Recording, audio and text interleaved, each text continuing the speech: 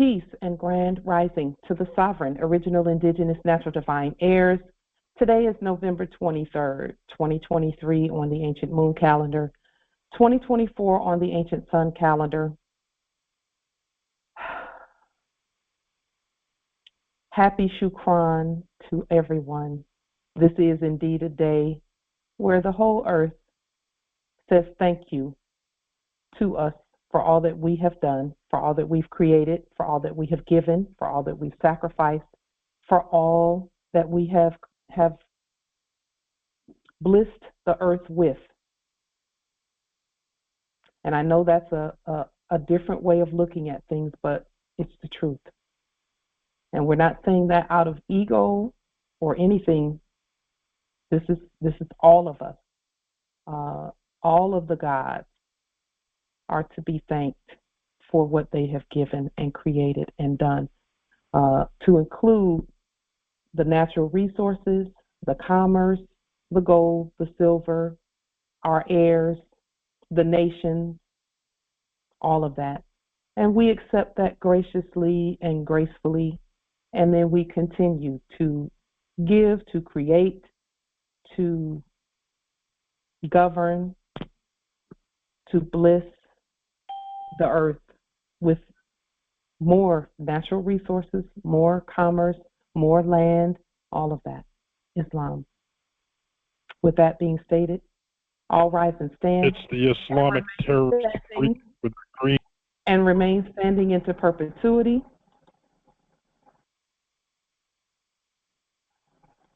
This is a sovereign living ancient, Article 3, Moorish American, Al-Moroccan, universal court action in alignment and according to the ancient Noahide laws as stated by this Holy Congress. This is a sovereign living ancient, Article 3, Moorish American, Al-Moroccan, universal court action. We are the divine sovereign living justices and Ego Sum, Pauline Denise Ritchie. My free chosen sovereign appellation is Light Tajiri Bay. All are in capitis diminutio nolo, in red ink, in propria persona sui juris, in proprio solo, and in proprio heredes. We are capite et corpus juris legalis, which is our statement that we are the lawful and legal natural head and body for our empire. All Moors are the original indigenous, sovereign, ancient, natural, divine, Al-Moroccan, Moorish American ascendants of the great pharaohs of Kemet and of the ancient Moabites, Canaanites, Israelites, Hamathites, Cushites, and Hittites. Our full faith and trust, our allegiance, our honor, our credit, our energy, and all that we are hereby vested in ourselves.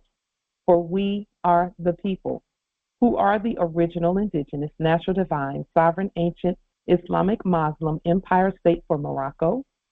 We're the de jure Moorish National Republic federal government. We're ancient Washington District for Columbia. We're the Universal Moorish American Consulate and the Earth-wide Article 3 Moorish American Consular Court. Today, we are exercising the law by our sovereign status, which is the original indigenous, natural, divine, sovereign, ancient Article 3 Living United States District for Columbia Court. And we are the sovereign fiduciaries, original creditors, executors, trustees, divine ministers, possessors, titled beneficiaries, and titled trustors for all causes for action. We are peace. We are one nation, one state, one empire, and one God. We hereby recognize ourselves and accept our sovereign ascension, our sovereign divine ascension. We do hereby possess in our custody all land, all natural resources, and all commerce. We, the true living God nation, are not at war. We are not at war. We are not at war, and we will not be going to war. We have no reason to war. There's no one to war with. There's no foe formidable enough for us to war. We have no equals, so there's no reason to war.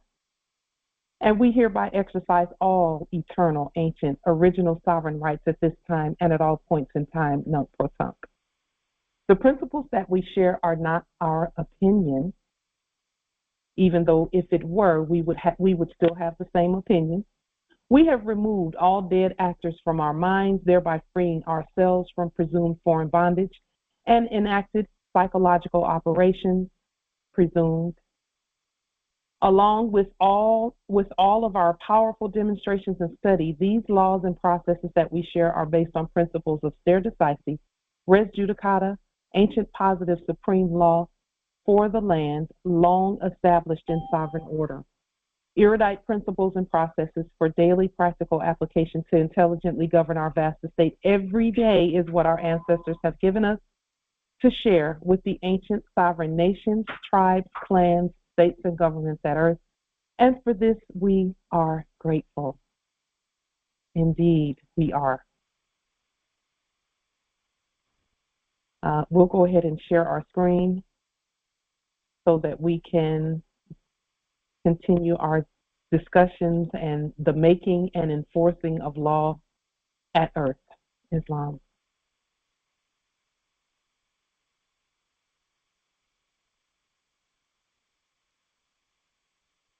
There is a 30-second presentment,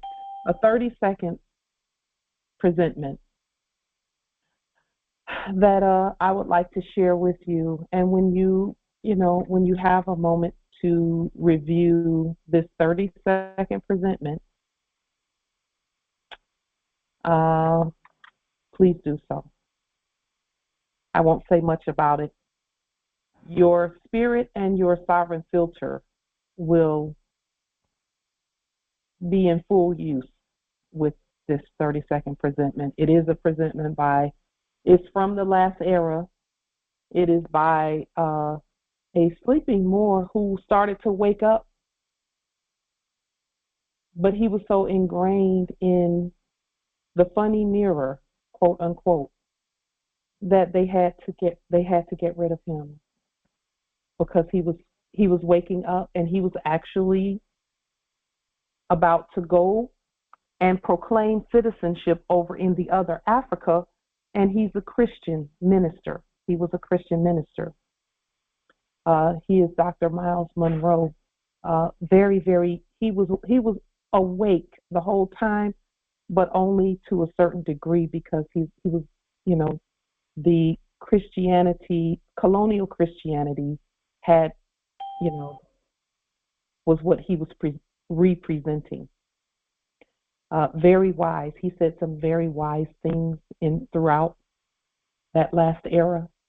And even while as he was waking up to knowing that status was important, he got on a plane that he owned, and the plane crashed. He and his beautiful wife and their daughter passed, but his son did not go on the trip and stayed back at Bahamas, where he was from and where his ministry was. And so in that enactment from the last era, he was waking up so quickly. He was always on the cusp of waking up, and they kept paying him and speaking to him to get him to be quiet about some of the things that he was saying, but he wouldn't, because he knew truth when he heard it. He knew truth when he heard it, and when he found out that status was a key. But you cannot be both. You can't be in the funny mirror and then proclaim a citizenship from somewhere else when you're from here. And when we say from somewhere else, we don't even mean Africa, Ghana, other places. We don't even mean from somewhere else, because that's our land too. We mean a lower jurisdiction, Islam. So just take a moment to hear that 30-second video. It's interesting what he's saying, because it also let me know as I watched it that had we decided that we were going to just stay asleep, which we would never do, even with all this information, the colonial enactors were preparing to pretend to be like us for a whole nother whatever in their acting. And he was preparing them. You can hear it in the video, because he wasn't talking to us, he was talking to them. But that could not be. No one can take our place. We're awake. And so, anyway, very powerful video, Islam. Our thinking has freed us. So let's keep moving. We're going to move quickly today, as quickly as possible.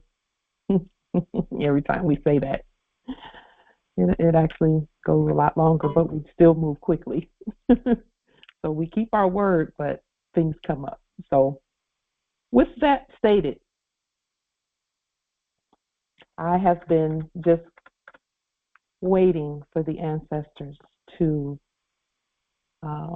give us this, to present this piece. I knew we've always known the answer. The question that has been submitted to this Congress that we shall answer right now is this.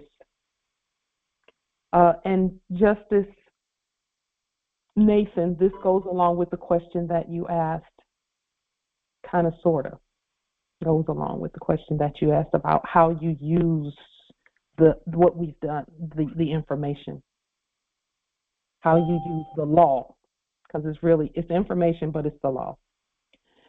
The question is, if all that you state is true, why haven't you gone and taken over, and I'm putting that in quotes because that's a military situation, that's a war situation, to just take over. We don't have to do that. We already have dominion over everything. But it said, the question is, if all that you state is true, why haven't you gone and taken over all the buildings and properties and conveyances and things of that nature? That's the question that we shall answer by thinking our way to the answer. Because we know what the answer is. Our prophet said, if he could just get us to think, we'll free ourselves. All we have to do is look at everything that Mother has done. And when we say mother, we mean all matriarchal mothers. Just look at what we've done. The answers are right in front of us. That being stated, in order to answer this question right here, we will answer the question with a question to this Congress. So let's go ahead and lock the meeting.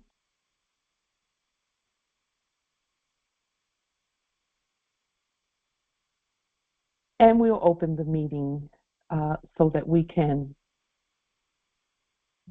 discourse and commune together. So the question to the Congress is, and again, we're going to be answering this question right here, but we're going to take our time and think our way through to the answer. The first question is, what position did you enter this realm in? That's the question. Let me make it a little bit bigger. And we know it's a general question of what do you mean by that? We know that is the discourse that would be taken, or the course that would be taken, not the discourse, but the course. So the question is, if anyone can just *6, what position did you enter this realm in? Islam. That sounds like an astrological question to me. That's all I have to state about that at this time. Islam. It has to do with astrology as well, because everything is connected with us. Islam. Yes. Noble Phoenix. I would say the position that you came in is that of an infant. Okay. Yeah. And it takes time for you to grow to be an adult. Yes. And so literally in our infancy of coming back and becoming awake, it takes time for us to grow to the adult version that we aspire to be again. Islam. That we are now. We claim our adulthood. Indeed. Islam claim it right now. Yes. But we're taking baby steps. Infant steps we did already when we first began. Now we passed the toddler stage, and we're in that just run stage because we got all this energy and we're going to use it.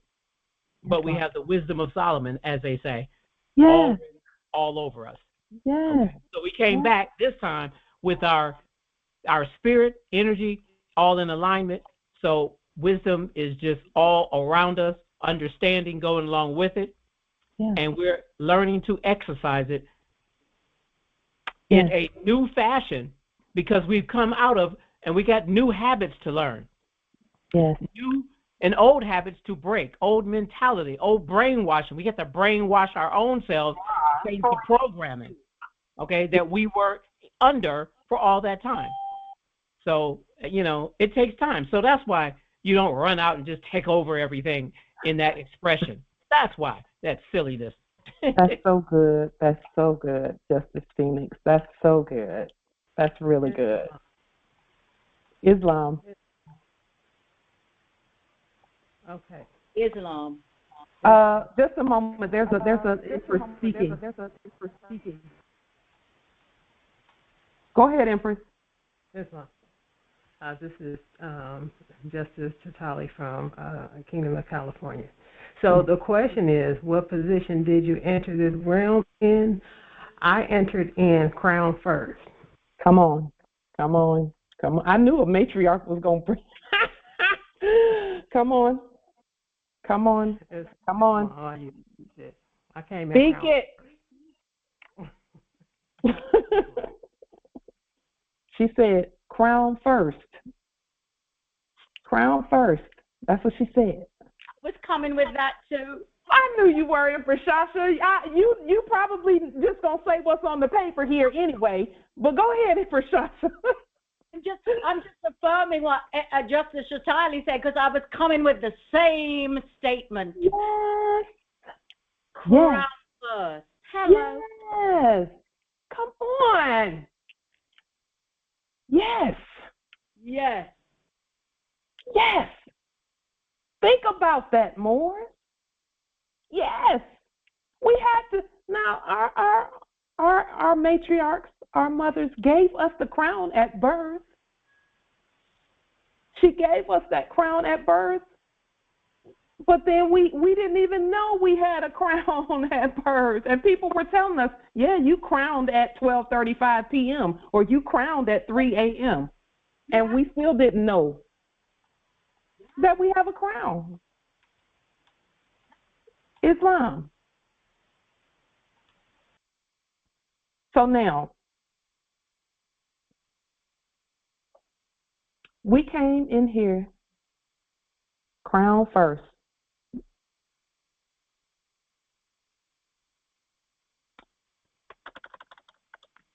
So the next question I have is this, because see, we have to think about this. This is just for us to think. Does anyone know what to do when a baby is in the womb in the breech position? Just think about it. Does anyone know how to remedy that? When the baby is in the womb in the breech position.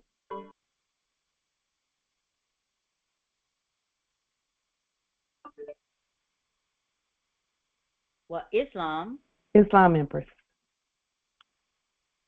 the baby would need to turn. The baby would need to be turned. Yes. Like you turn a clock. Turn the. Yes.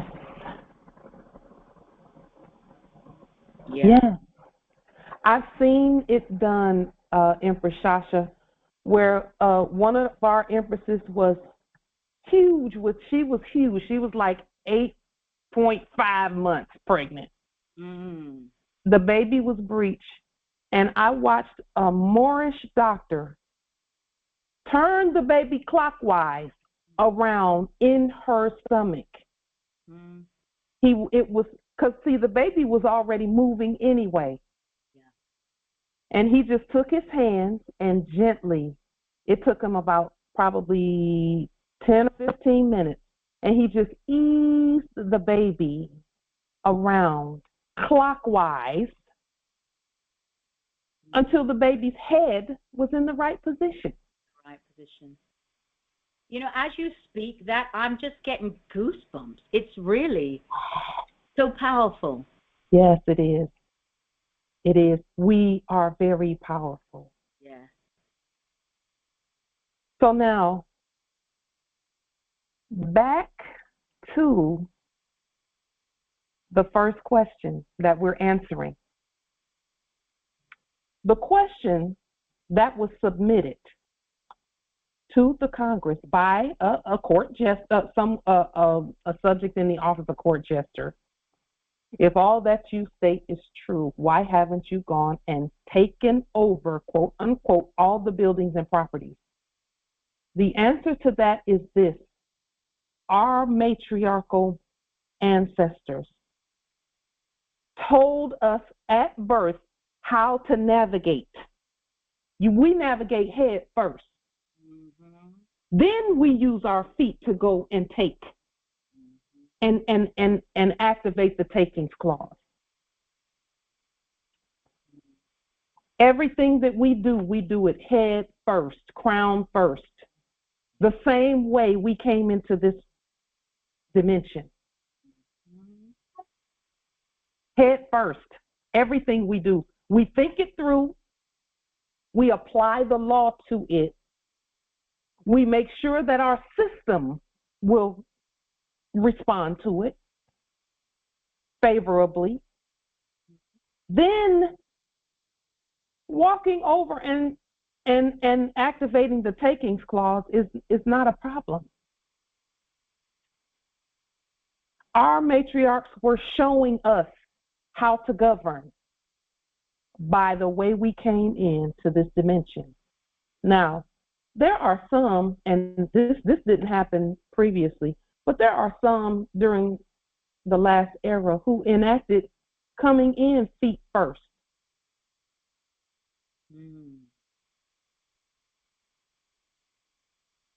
Those who came in feet first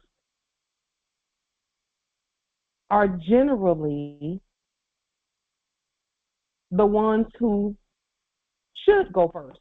And when I say go first, I mean whenever there is something going on in the Biblios, it talks about Judah going first and making the sound, because see, Judah was the praise team, the praise and worship team. And praise and worship, they just put the right sound out there that gets the people in alignment with what's going on. It gets the people in alignment. So, yes, everything that we stated is true, but we have to state everything first. Then we can go and do. And I know in my knower, because if I can feel it, I know you can feel it, that the time has come for us to use our feet. Because just as Justice Nathan was saying, he looked at the records and didn't see anything there for a government building. Why? Because Justice Nathan and Empress Angel and Justice the rest of the justices at New York Territory, and please forgive my humanness for Justice Mutaz and the other justices there. It's time for them to put the correct records on the public record. Look it over, use head first, then feet. And here's the thing about that. The head always goes first anyway with what we're doing, simply because that's the way the body works. Before you get up and go anywhere, you think it first, don't you? And you think it through and you say, oh, I guess I'll go here today, or I'll go there. And then your feet get up and do as commanded. So even the breech babies have a purpose. They have a purpose. Generally, once everything has been thought through, the babies that came feet first, they will be very effective at the feet going there, clearing the path for those who, for everyone. Because see, the breech babies are going to do the same thing. They're going to sit and think with the head first babies. And the majority of us were head first babies. But in this last era, there were some who were born other ways, like cesarean section babies. That means their whole being, natural head and body, has come forth. They're going to be more very spiritual in their and very empathetic. So each birthing position has a purpose in the empire. So to answer that question, we're not stupid. We had to think first, put the systems in place first, think the systems through, and make sure that you can go from A to Z without rupture. From A to Z without rupture. From A to Z without corruption. That is the answer to the question. Everything that we stated is true. Mother said head first. Mother said crown, and then the crown must be on your head when you arrive. What is the crown? The crown is your nationality, proper nationality, stated on the public record. Islam. So for those who thought that we would, listen, it doesn't even make sense to claim a domicile and not know how you're going to get the lights on without corruption. And to know how you're going to get the grass cut without having to use fiat. Or get things done, or get things built, or repaired, or put together without using fiat. And without having to contract with the dead. So our ancestors had us to be patient and think it all the way through from A to Z, from alpha to Z, or alpha to omega.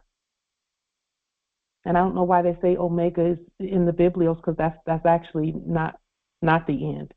Z is the end, as it were. So we'll have to think that through, because it doesn't make sense. But anyway, Islam, Justice Akil, it's all good. Islam, we know you're a busy doing things. We honor and appreciate you. So that's the answer to the question. Our ancestors wanted us to not only think it through, but write it down and use the public record, because the public record is the beginning of the system. The public record is the gate to the system. It's the doorway. So when they talk about pearly gates, they're saying that the gates have to be made of something natural. That's what pearly and pearls are all about. It's natural. They didn't say the synthetic gates. They didn't say the plastic gates. They said the pearly gates. So anytime, see, only thinkers would really get that. And when I say get that, the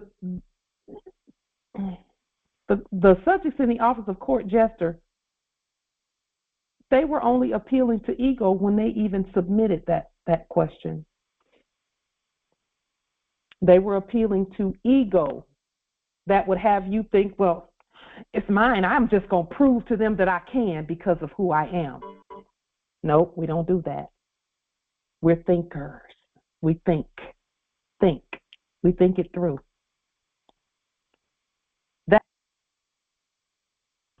That is what our ancestors willed to see for us, is for us to think it through, write the law, write the words, write the vision. We've already taken over. That's not even a thing. We never left the takeover. We've not been usurped as some have thought. It was in the words. It was all in the words.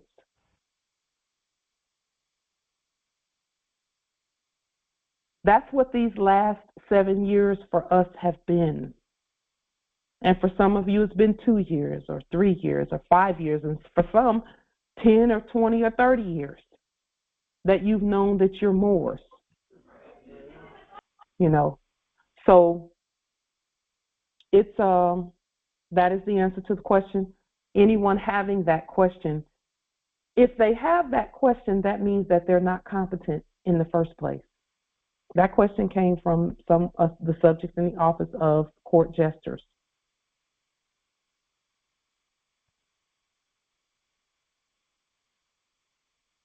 Which tells you that they're not competent. Any question that they ask is going to come from a place of a child. Only a child would go running into something and not knowing where they're going, and not knowing what they're going to do when they get there, and not knowing how to govern whatever it is that they have.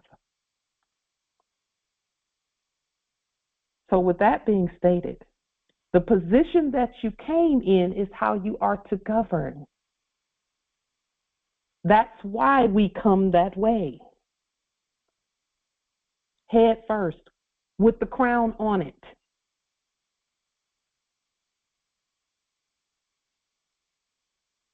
The matriarch has demonstrated at each and every birth how we should present ourselves on this plane. So we have, each and every one of us has our mothers to thank for that wisdom. Crown on, head first, then the feet. On another subject, for clarification, we've seen, I had the opportunity to witness, and many of you have seen this also, our Muslim brothers and sisters when they do their prayers, they get down on their hands and knees and they get in a position, and then they bow to the ground and put their head onto the carpet, in order to do their prayers. I witnessed that recently, and the ancestors made it very clear to me, because there's duality in everything we see. There's a reason for everything we see. And the ancestors made it clear to me that for the Islamic Muslim Moors, because we're not Muslims, but those are our brothers and sisters, we're Islamic Muslims. Whenever we go outside to do grounding and we take off our shoes, we can also tap our pineal gland to the earth and gain energy that way, earth energy that way, into the pineal gland. That's going to assist our grounding as well. And some will mistake it for praying to the east 5 times a day, but who would we pray to when we know that we are God? Can you pronounce that? To the one who inboxed me, can you pronounce that word? I don't want to mispronounce it.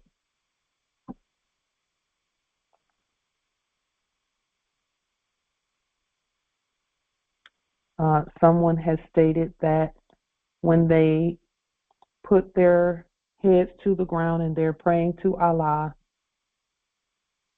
Surju. Okay, Surju. It's called Surjud. Surjud. I hope I'm pronouncing that correctly.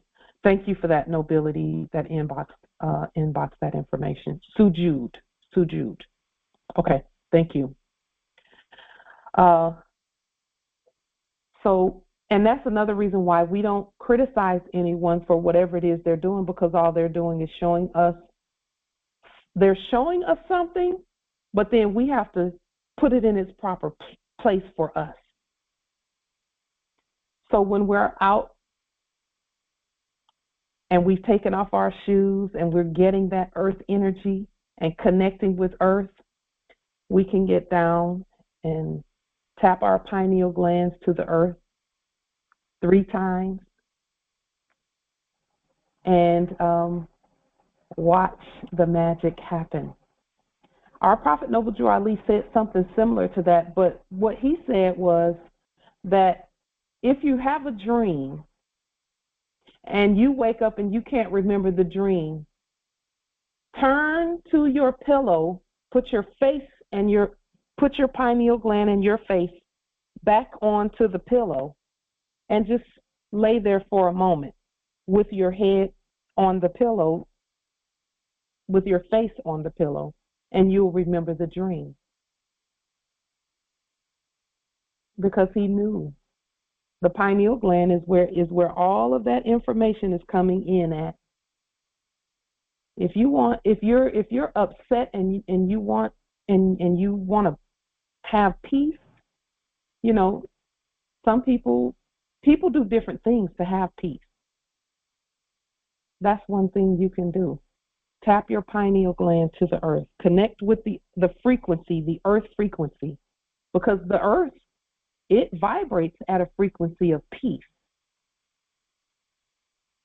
And we know that already. Everyone knows that. And that's why the earth rebelled when war was declared. Crops stopped growing. People start getting sick. Things start happening. The earth rebels against war. That's why we're not ever going to go to war. And there's no one out there that is even formidable enough.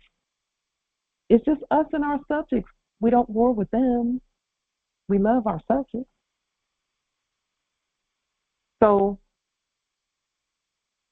the Islamic Muslim presentment of the Muslims kneeling to the ground is grounding with your pineal gland and your hands as well as your knees and feet, connecting the pineal gland to the earth 3 times a day.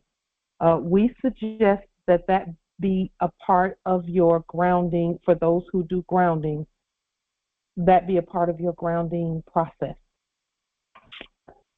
Islam. The word is sajuda. Sajuda? Yeah, sajuda, which means prostration. Be at peace. Yes, indeed. And see, for us to go ahead, Nobility. I apologize. What it is when you bowing is the philosophy of it is to connect all 7 bones to the earth. Ooh. To be at one. Yes. So the 7 bones is your feet, your knees, your hands, and your pineal gland. Yes. Islam. And that's also going to encompass all of your chakras, connecting with earth. You're talking about answers and remedies coming to you because your pineal gland is clear and clean. Whew. Boy, let me say, I can't say, I didn't mean boy. And I wasn't talking to you, Justice Noble, Nathan. We're used to using those slangs when we talk about things that excite us. Whew. But you're talking about powerful. Islam. So every prophet has done that. Even when in the Biblio-Helios text, Jesus went to the disciple. He fell asleep. Yeah. But like a form of meditation, he was meditating. Yeah. So said that he prostrated. He did sajda. So he prostrated, and then the disciples came back and seen that, hey, Jesus is asleep, but he was alive. It looked like he was dead, but he was living, because he went to the plain to see Jacob and another prophet he communed with the ancestors by doing that, the prostration part. Yes. So it is very powerful. Indeed. So we would be mistaken for Muslims when we do that, but we're doing it for a totally different reason, because there is no one higher than us. So we have no one to pray to. So we just tap our pineal glands to the earth. Islam.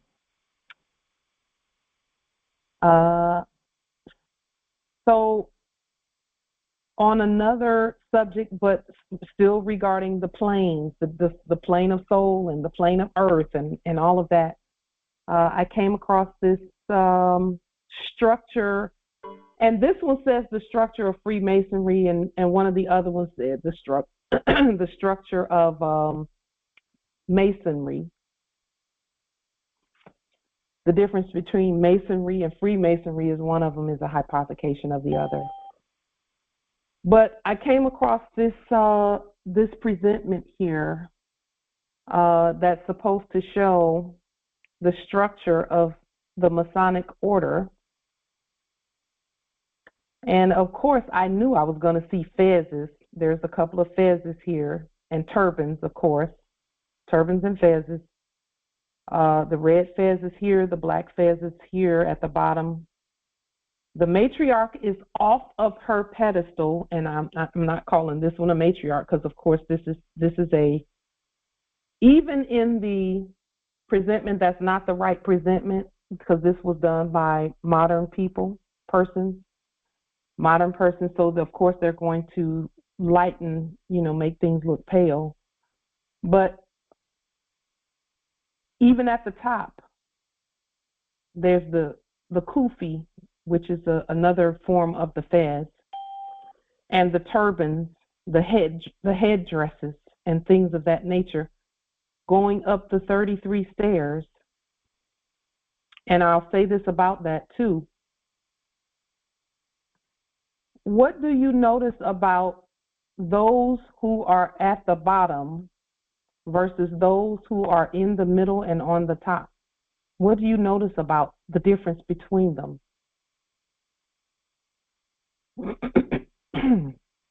Islam, Empress. I noticed that the clothing, those at the bottom, are in suits, Yes. Temporary. And they're all men actually right at the bottom also. All men. Yes. Yes. You don't see the women until there's an elevation. Right here in the middle. Yes. So the suits are at the bottom. That's the point. Those are the subjects. Wow. Yes. And if you'll notice, go ahead, Empress. I was just going to say, even in their de facto depiction or colored depiction, they're speaking truth. Yes, still. Yes. Still. Because ultimately the truth doesn't lie, and it has to be. It's always. Yes, indeed. Shade it, color it, but it's always, there. And then they darken the skin of the two at the top, holding the Masonic compass and square. Islam. Islam. Go ahead, Empress Sasha. Oh, okay. Let me just finish then. The other thing that noticing on going up the elevations on the stairs, while they are men, they're in dress type flowing robes. Yes. Yes. And the matriarch is protected in here with a Moor next to her, and underneath her. And notice that the one that was doing business as queen is underneath the matriarch with the Moor there. Yes. So even in their presentment, it's there. Except they had to say that the matriarch is off of her pedestal. Go ahead, Empress. Islam. So I have a question. So the stairs on the left is different from the right. Yes. What's the meaning behind that? So there are 9 stairs on the right and 33 stairs on the left. 9 on the right, 33 on the left. And when you look at the ones on the right, I'll show you the whole thing. Let me see. In fact, let's go to the site. I'll put this this link in the chat. so that you can see this whole presentment here.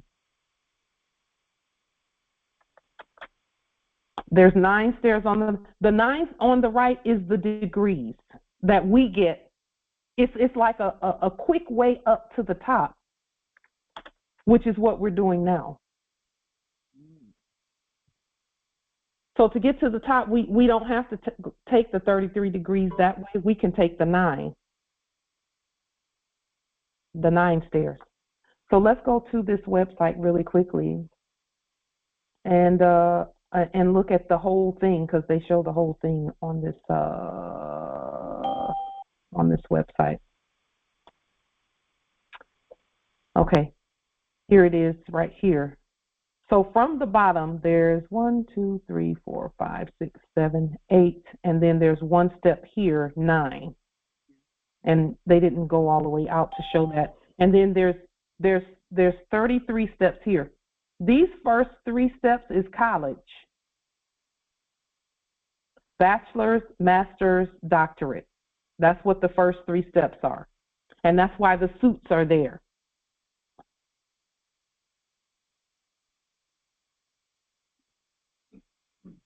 The first 3 steps on the left is bachelor's degree, master's degree, doctorate degree.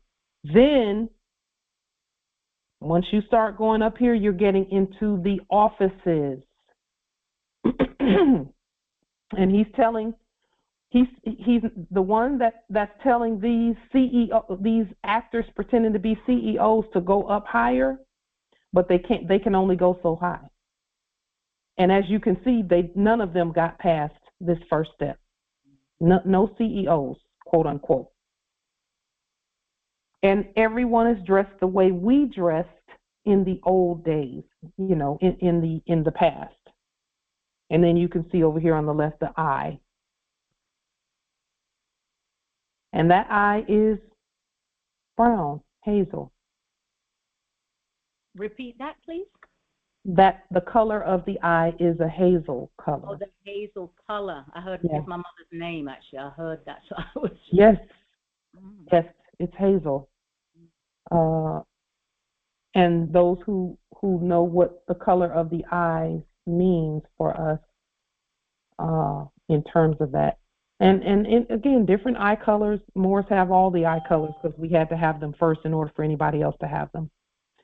The Scottish Rite is here. The York Rite is here. And the York Rite being the ones on this landmass here that have always known. And then these are the Scottish Rite is the ones that were associated with the, quote, the crown.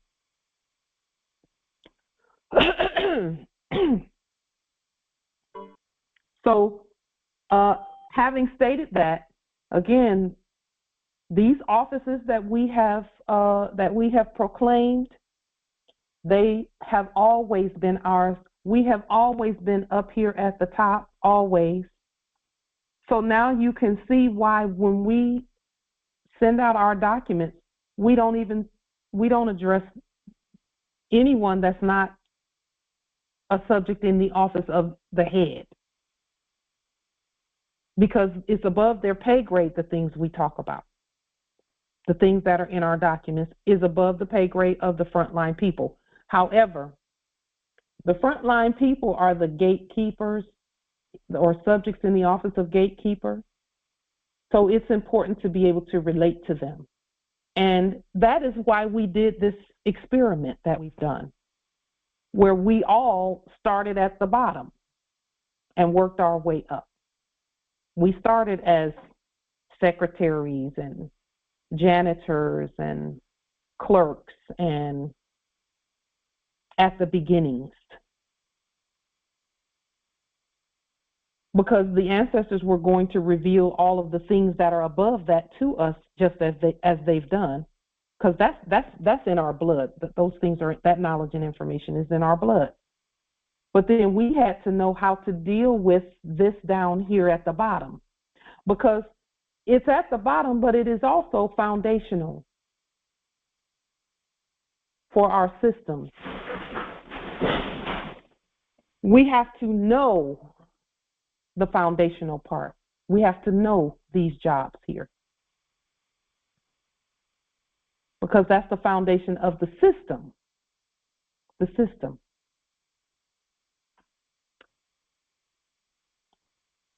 With that being stated, are there any questions about that whole Masonic structure and the Moors being here at the top, but we're also throughout, you know, and then the center of it is the nobility, the royals, the Moors, and then we're the top as well. But we went here this time around, you know, so that we could see what was going on here. So did everybody get a good look at that part? Did everybody get a good look at that at the bottom level? Did you enjoy being clerks and, you know, whatever else? Clerks and whatever else, secretaries and janitors and other things? I did. I enjoyed it for a while until it was time for us to come out of that. And when it was time for us to come out of it so that we could recognize and realize and restate and remember, renew, reform, reconcile, and renaissance everything. Islam. I enjoyed it until it no longer felt right. Yes. Yeah. I did much of that work also, and the thing about it is, as you elevate and whatever you do, and maybe you're going to hire, you must know the jobs for which you're going to be hiring. Yes. So it makes sense. Yes. And you know, but I mean, you know that you're not staying there forever, but you do need to know the foundation. You need to know the alphabet, so then you can create words and do all kinds of things with them. Yeah. So, yeah. And we were always smart enough to do all the jobs that were up there, you know, above. Correct. We were always, but the system was designed for us to stay at the lower level so that we can learn as much as possible. Exactly. And many times, secretarial positions, administrative positions, they're actually running the show. Many times. Yes, indeed. Yes, indeed. Yes, indeed. Yes, indeed. So, yeah. Yes, indeed.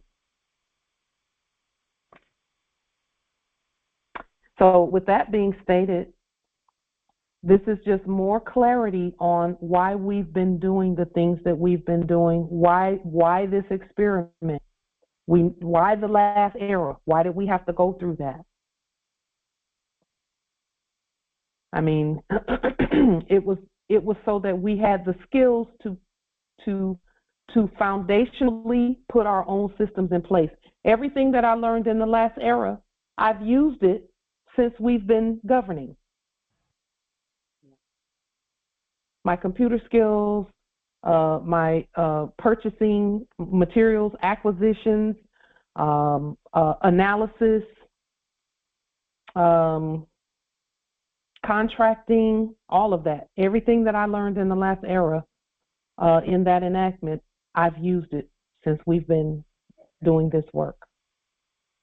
And now we know why. Our ancestors said, can y'all please, everything is already yours. Just sit still long enough to learn. And then stand up when it's time to stand up, which we've done that, and move forward. And move forward. So that is why we've been stating things and talking about domiciles and conveyances and things like that. But it hasn't manifested yet. It's already ours. That stuff is already ours. Our ancestors wanted us, or willed for us, to know from A to Z everything about whatever it is that know what you're getting. Know what you're getting in, not into, but know what you're getting. Know how to govern everything that comes our way. Recently, we had a situation where some resources came in, and You know, it's all good while we're talking about this stuff, but when resources actually come in, you have to know how to govern it. Knowing where to put things, knowing how to keep things moving. Because see, the purpose of resources coming in is so they can go back out. It's not for it to stay here, it's for it to go back out and circulate. The purpose of having all this money that we have is so that we can circulate and circulate it. It has to keep circulating. It can't stop at one place. That creates a bottleneck, which creates confusion. So everything has to keep going out. That's why we did not hesitate to start putting in, even the information that the ancestors gave us. We just start putting it out freely. Get it moving, get it circulating, get it going. That's the way we do everything that we do. When resources come into you, and you all know this. Some are already experiencing that. By the way, before I make that statement, the 9 stairs on the other side, Empress Crystal brought up that it's the 9 months in carrying the crown. Because see, Mother carries the crown in her womb with the air. The crown is there also. And when the air comes out in the 9-month time period, the crown is already placed on the head. And crowns these right here are presentments. Turbans and fezzes are presentments of our crowns. It just lets everyone know that we have a crown. That's what turbans and fezzes are all about. Whenever they see, and that's why everyone on this thing has something on their head. Everyone on this thing has something on their head. Notice that, except the ones at the bottom. Did you notice that, Moors? The suits don't have any covering over their head because they don't have a crown. Yep. What about Islam? Islam. On the left-hand side, mm-hmm. next to the man with the cross. Next to the man with the cross. Right past him, go back. Right there. Uh-huh. So his head is not covered. Whose head is not covered? The this one? Next to him going up. Unless you count is that a wig maybe? He's got a wig on. The wig. He's got a wig. And the thing is, I believe he has his hat in his hand. Oh, okay. I couldn't see it that clearly. Okay, it kind of blends in with his jacket. Maybe that is what it is. Yeah. Here, let me make it a little bigger so you can see. He's got on a wig, like what's his name? Yeah, and Thomas Jefferson. Yeah, I see it. Yeah. Yeah. I mean the hat. Yep. And there's the hat right there. In his hand. Mm-hmm. And he's standing on the 20th stair, master of the symbolic lodge. And then after that is the 21st, which is Patriarch Noahite or Prussian Knight. You know, we mentioned the Noahide laws when we first speak and introduce our court actions. For that very reason, it's a part of the Masonic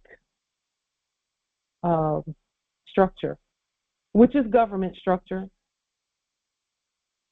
Okay, but everyone has a crown on their head, and then there's look at the crown on his head. It's got the Masonic crescent on it.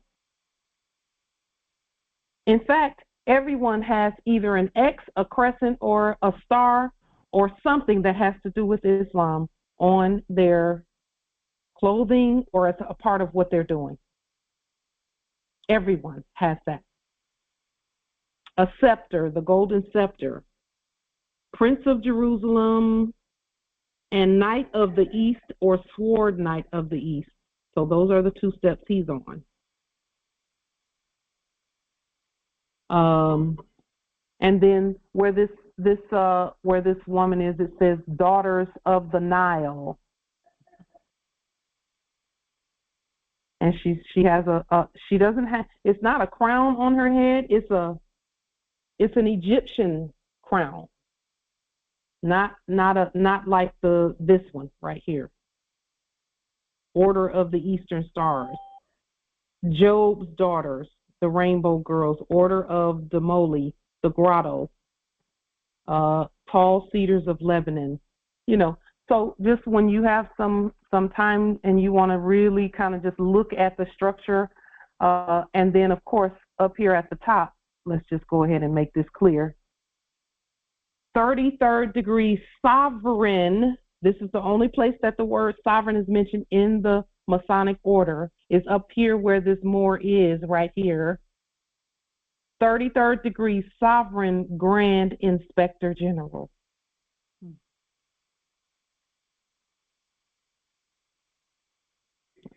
So more. And then this 33rd degree here is just the beginning of once they get there, they start learning the stuff that we know, that all of us know, such as that we're the courts, we're the law, we're the government, and we're the gods at earth. That this is where they start to learn that about us. They don't even tell that about them. It's about us. But see, they have a black G, a black capital G here. That's why we have a red lowercase g that we put in our compass and square on our documents to let everyone know that we've been here already, and we're now up into other areas, into the cosmos, above all of that, in terms of knowledge. So there's a reason why we do everything that we do has been thought through and thought through and thought through. Our documentation, thought through. There's a reason for everything that we've done. We have come crown first, head first, all of us.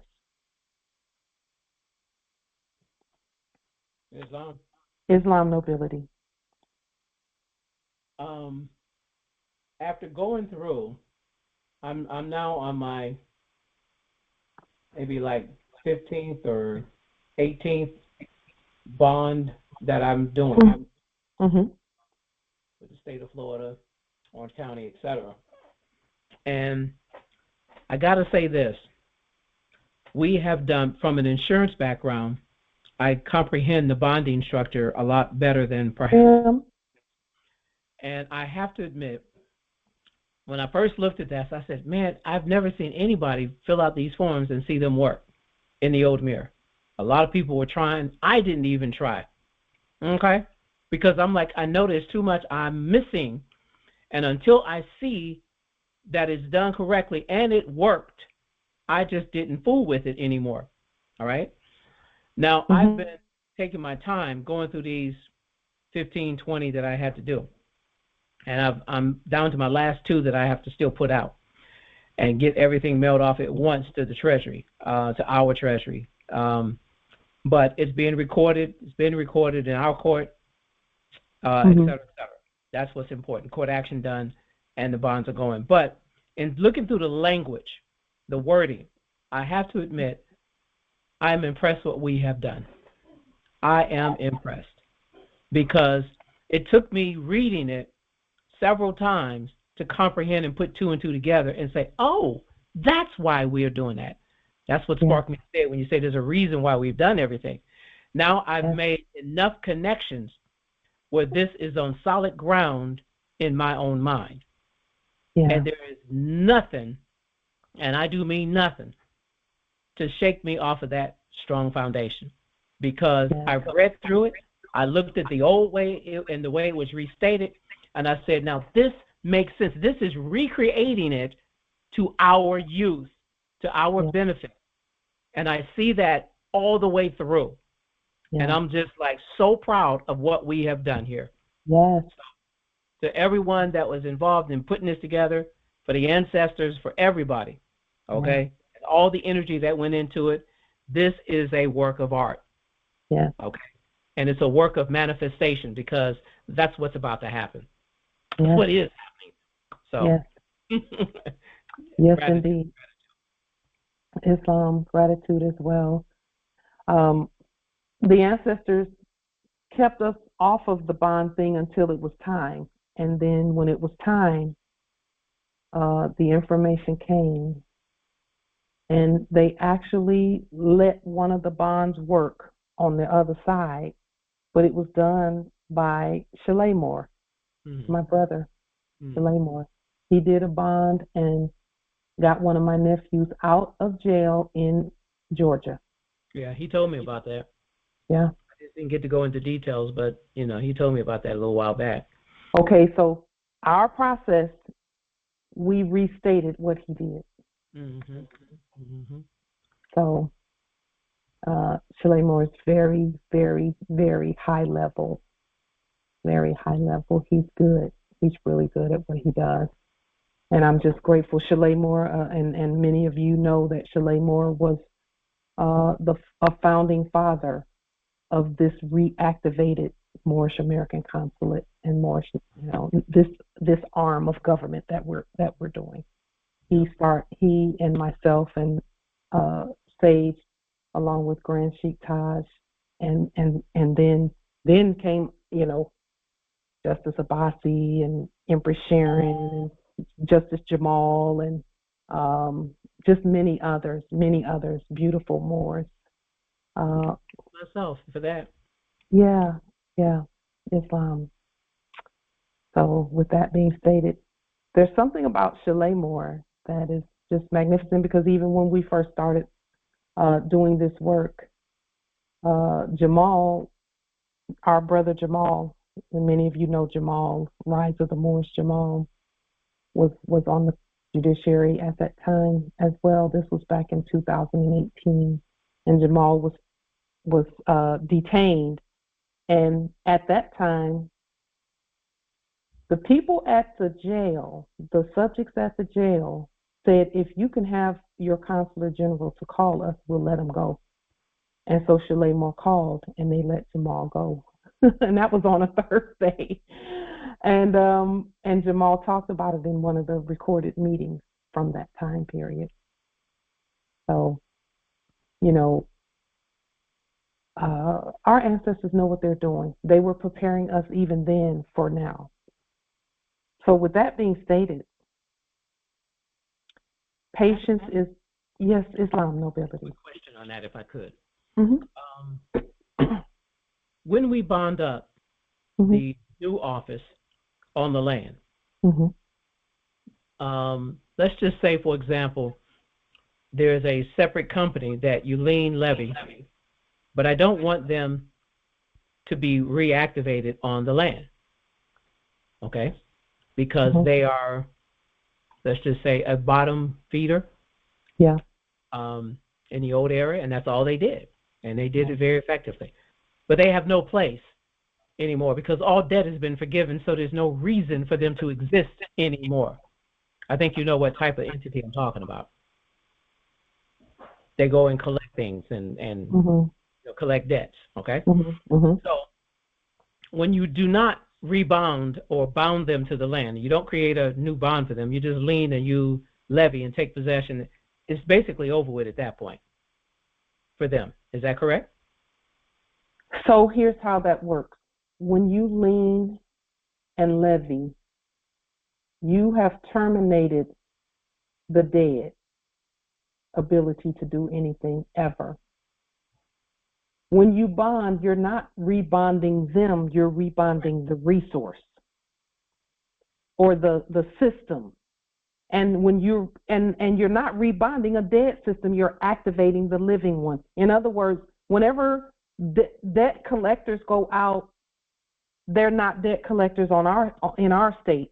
In our state, they're actually credit collectors. They're collecting credits that are owed to us. Because we got a lot of credits to collect, a lot. These systems that have numbers in them, all of those numbers go from being debits or debts to credits. And then we have to get them. We have to collect them. I didn't think of that. Mm-hmm. Okay. So just everything goes in reverse of what it was before by the words and the language. Everything goes in reverse, except those actors don't do it. We do it. We tell them what to do. They're no longer debt collectors. They're subjects in the office of creditors, credit collectors rather, for the creditors. Very interesting. I hadn't looked at them from that point of view. So thank you for that insight. But I'm thinking also in terms of something that I wrote into the reinsurance part of the bond. If you don't mind, I'd like to share that real quick. It's really quick. Sure. Let me find the sheriff's bureau here quick. Okay. And while you're finding that, there is duality in everything. And when I say everything, I mean everything. There is duality in everything out there. There is a use for everything out there. We just have to think of it the right way instead of from the last era. Yes. I found it. Mm-hmm. And this is under the reinsurance bond part. Mm-hmm. And the language that I noticed that you used, that we used, was on the bond statutes payment. Mm-hmm. For the description of the bond, owed sum for the bond, you can put the amount, and it says this bond mandamus covers all blah blah blah blah blah blah blah blah blah blah blah blah. But what I changed on here is for the sheriff's office, I said it covers all Constitution for United States for America authorized activities. Yes. Because I'm dealing with the sheriff. Yes. So I'm saying. Wait a minute. No, I'm dealing with me as the sheriff, correction. And some subjects in the office of sheriff. Subjects that are in the office will be bound, their activities will be bound and bonded, provided that they are constitutionally authorized activities. You're the boss, so you're going to tell them to do constitutional things. That's what I'm stating that in the reinsurance bond as well. Right? So I just thought that was interesting because I said, I didn't think of that before, but I can put that in there. So I did. There you go. You're the boss. You're the sheriff. Yeah. So it's a small point, but it's big at the same time. But it's huge. It's huge. It's huge. It is. So very much so. All right, Islam. I'm done. Islam. I'm finished at the moment. Islam, indeed. Speaking of sheriffs and properties and things of that nature, as we continue through our subject matter,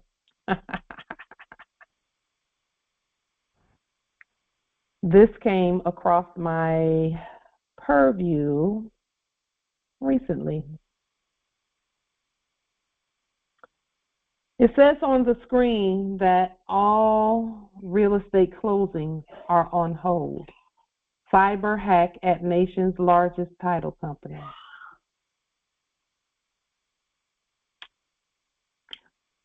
It says Fidelity National Financial, the parent company overseeing major entities such as Chicago Title, has enforced a shutdown of title and escrow services in the wake of a security breach investigation. And that term breach is the same term that we talked about a little while ago when we talked about how to traverse, how to navigate this dimension. In response to a security breach, the company has implemented a block on access to critical systems, including those related to insurance, escrow, mortgage services, and technology. And we'll go ahead and put this link in the chat so that you can see. Yes, Noble Phoenix.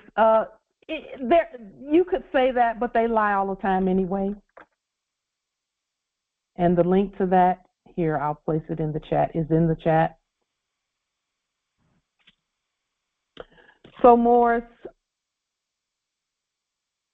we've come head first with the crown on. And It was only when we came that way peacefully, that they would move out of the way. This is just another announcement from them to them, because they can't speak to us still. We just watch.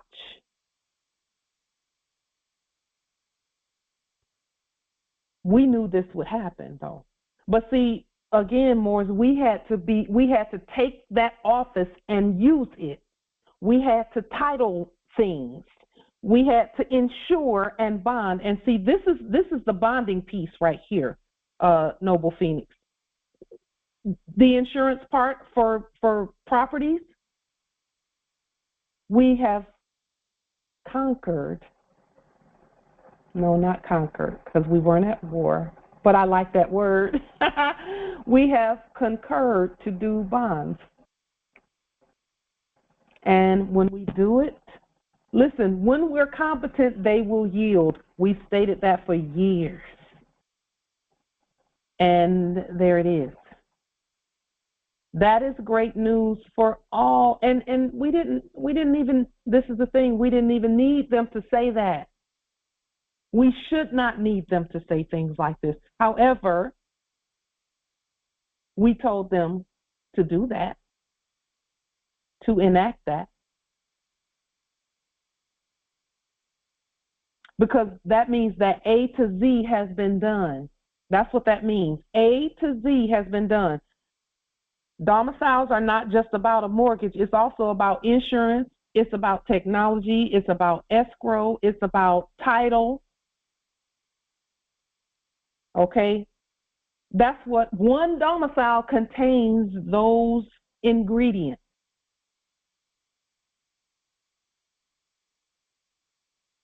There's no greater security for a domicile than the fact that you have all that information in your head and it's not going anywhere.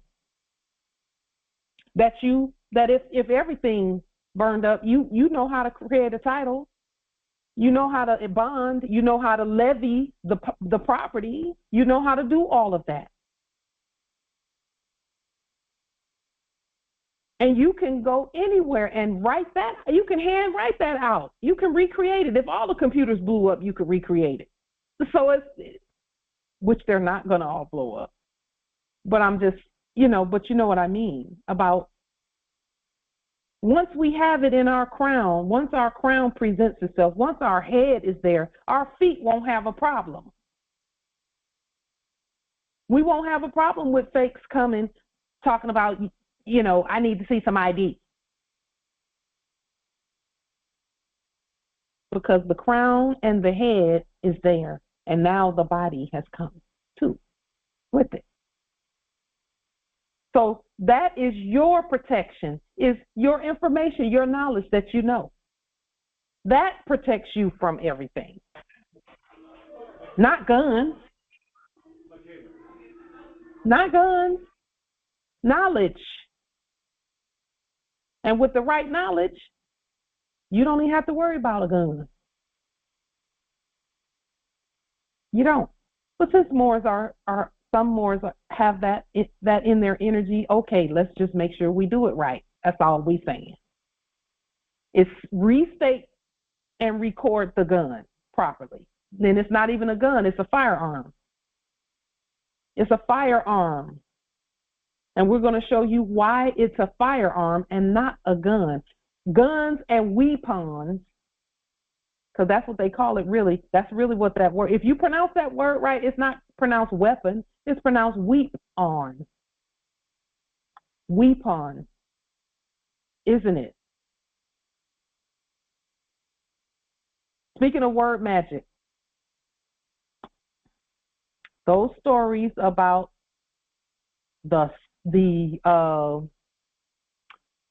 we're the heirs of Abraham, Isaac, and Jacob.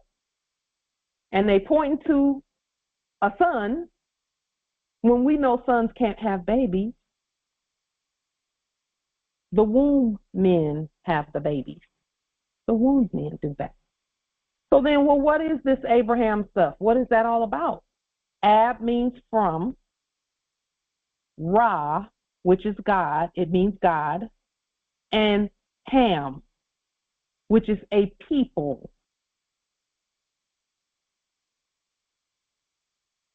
So when people, especially, our Hebrew Israelite brothers and sisters whom we absolutely love and adore and honor,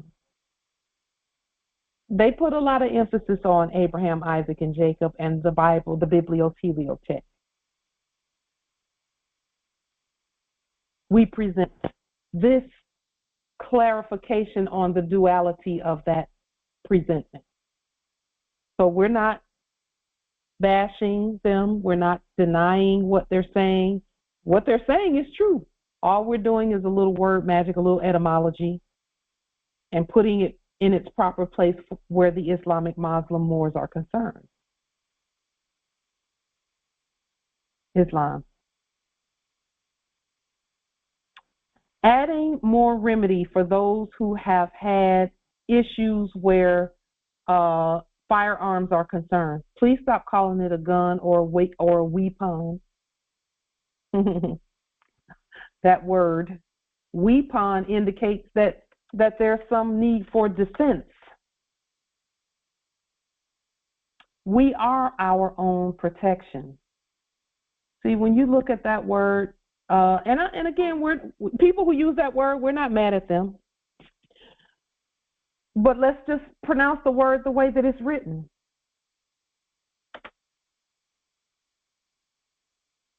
And that is why there has been so much.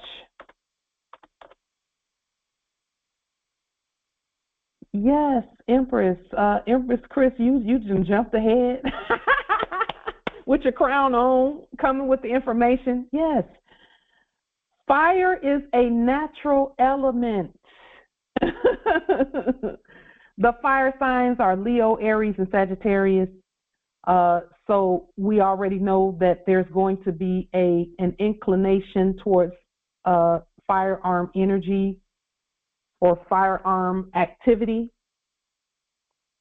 But Moors, listen, and we know what an arm is. We're gonna talk about an arm in just a moment. But this word firearm, look at what this word means. I just skipped all over the first few things because again, this was written by modern incompetent persons. Okay, so we do have to restate all definitions. All definitions must be restated. Fountain pen.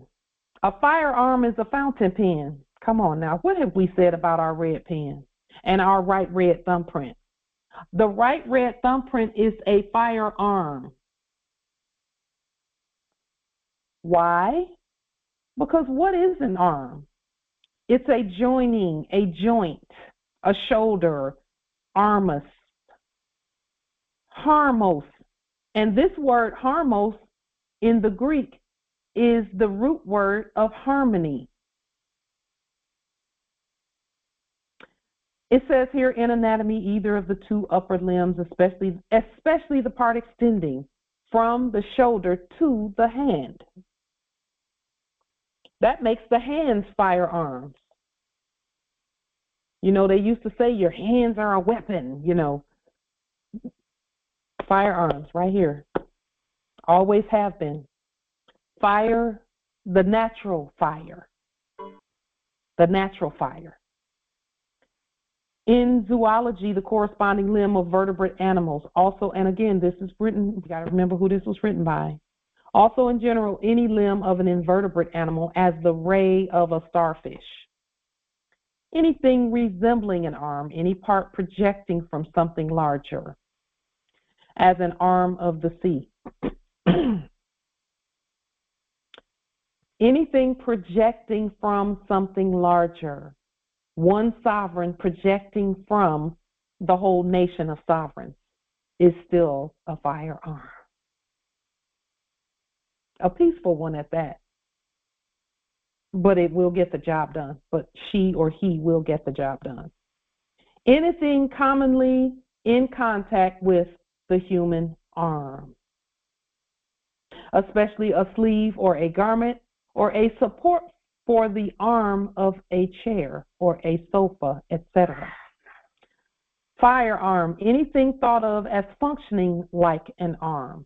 The long arm of the law. The long arm of the law. The arm of coincidence. And again, it's going to say any weapon. And then it says see arms, which is what we're looking at. Any combatant branch of the military forces as the infantry, the artillery, and again, we're not at war, so they say combatant because that's what they are. What they are. They were combatants, or what they were. They were combatants in the last era. Belligerent combatants, right? In the last era. The end of the yard of a sailing vessel. Also one of the ends of the bar of an anchor. And of course, the word bar has to do with the law.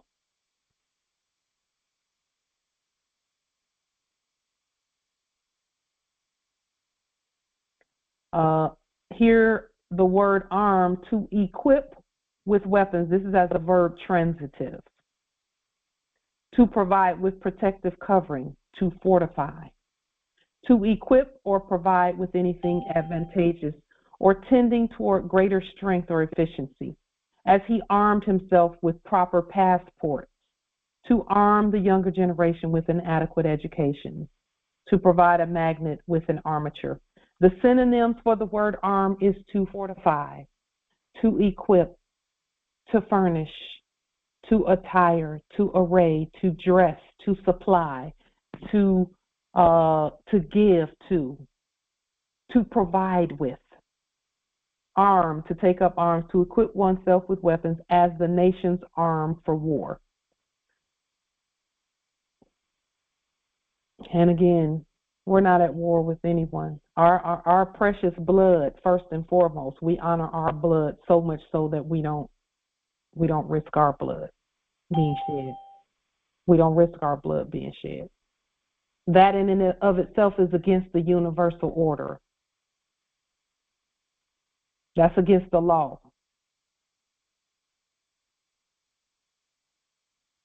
Look at this situation right here, because when I saw this, I thought, okay, this is really interesting. Really quickly. Armed peace, a situation in which two or more nations, while actually at peace with each other, are armed for possible or probable hostilities. That doesn't make it right.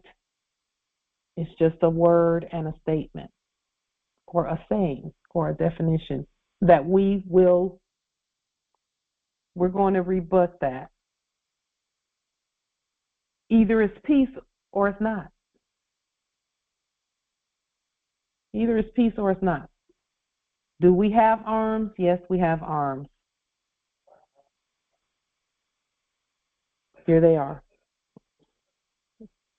So,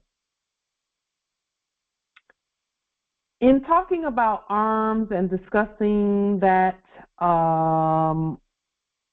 we came up with something here as we were looking again through our studies in preparation for this Congress. We were looking at, we came across 18 U.S.C. 499. Military, naval, or, that means they're not the same, or official passes. Official is like that's about the office, the offices. That's those suits at the bottom, the foundational suits at the bottom. It says whoever falsely makes, forges, counterfeits, alters, or tampers with any naval, military, or official pass or permit issued by or under the authority of the United States or with intent to defraud, uses or possesses any such pass or permit, or personates or falsely represents himself, no one represents the Moors, represents himself to be or not to be. That means no matter, either way you're wrong, to be or not to be. If you say if you're not that, that's still not right. Because the ones who wrote this are a debtor United States. to be or not to be a person to whom such pass or permit has been duly issued, or willfully allows any other person to have or use any such pass or permit issued for his use alone, shall be fined under this title or imprisoned not more than 5 years or both. Whenever Shakespeare said to be or not to be, this is what he was referring to. That means this is saying right here that you can falsely represent yourself to be that or not to be that. Either one is wrong. Is no. Don't do that. What they're stating is that they're not the right U.S. That's not the right United States. U.S. To be or not to be, that is the question. The answer is neither in the wrong jurisdiction and both in the right jurisdiction.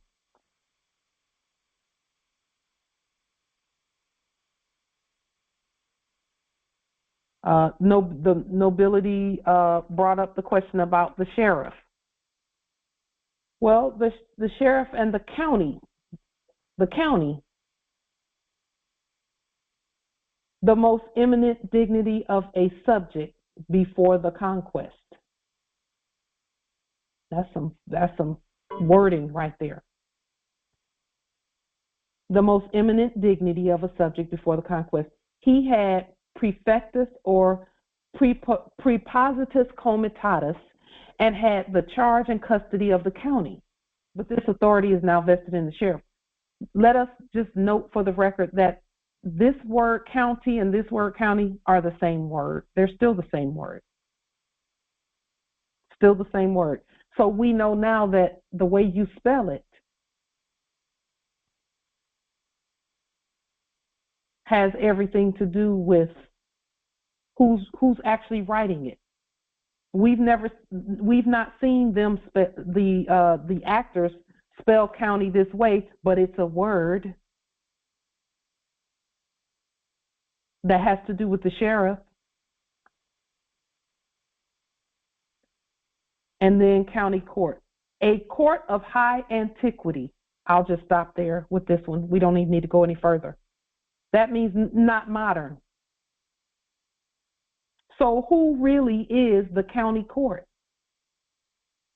The ancients, the ancient ones, us. Islam, Empress. Islam. It's interesting you bring up this word, county, because when restating the Torrens law, I made sure to put reference to the county and state that the county is to be properly spelled Countess E.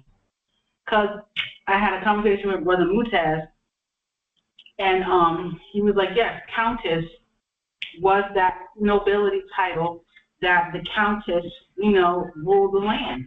Yes. From that was the title of nobility.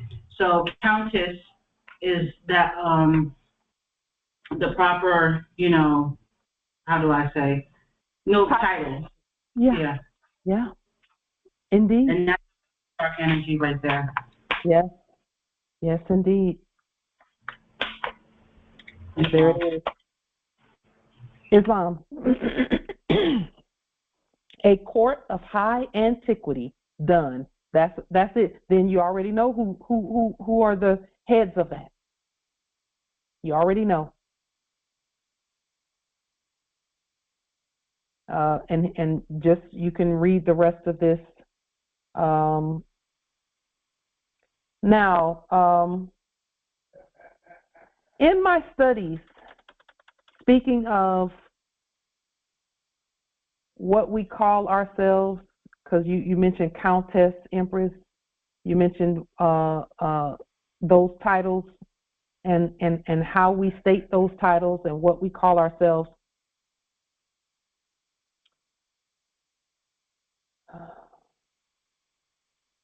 We've always stated that our ancestors have always been here, that our ancestors never left this land.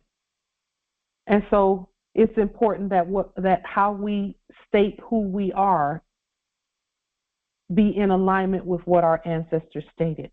Okay.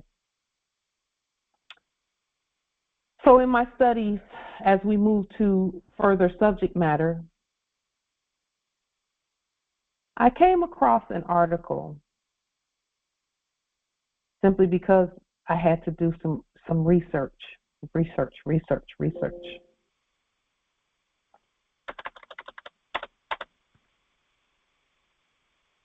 And so this article that I came across, because people have been,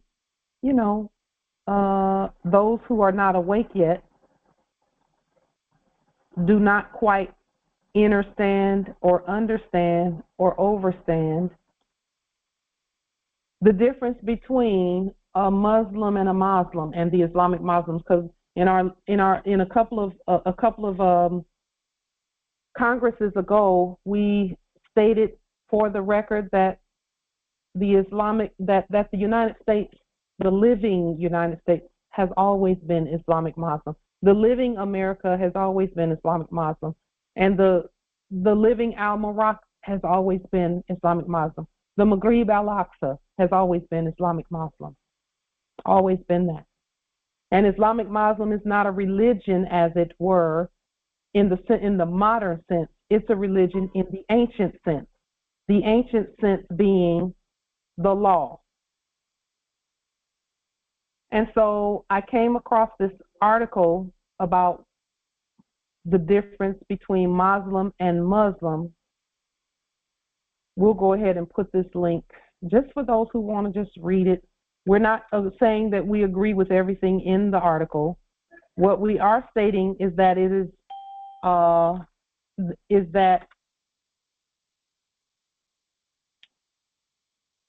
is that we've always been here.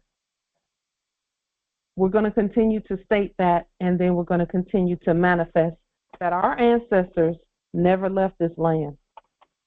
They've been overseeing everything. So let's take a look at this article really quickly. Why do people say Muslim instead of Muslim? And this is saying, why do people say Muslim instead of Muslim? Just a moment. Let me go back. It's saying, why do people say Muslim now instead of Muslim? Because it wasn't always that way. And this is written by someone who is not us. But I just want to show you how things are coming full circle. It says when baby boomers were children, it was Muslim. I can just stop right there. And you all can read the rest of this. Whenever you read the rest of this, you can read the rest of it. Because, again, it's going to have some upside down things in it that we do not agree with. We know it's backwards. But we just want to we just want to call your attention to the fact that our ancestors and our ancient heritage and inheritance and governing and all of that is manifesting more and more and more and more and more. So this is an open admission. When baby boomers were children, it was Muslim. It always was Muslim. We're not discounting our Muslim brothers and sisters at all, but we are stating that Muslim was the original word. We're not against the Muslims. And yes, vowels are interchangeable. Even in the funny mirror, they started doing that, interchanging the vowels. So it says, when baby boomers were children, it was Muslim. The American Heritage Dictionary, 1992, noted Muslim is the form predominantly preferred in journalism and popular usage. Muslim is preferred by scholars and by English -speaking adherents of Islam. No more. Now almost everybody uses Muslim. Muslim? No. Actually, most people use Muslim. In fact, just about everyone uses Muslim. So with that being stated, the interchanging of the vowels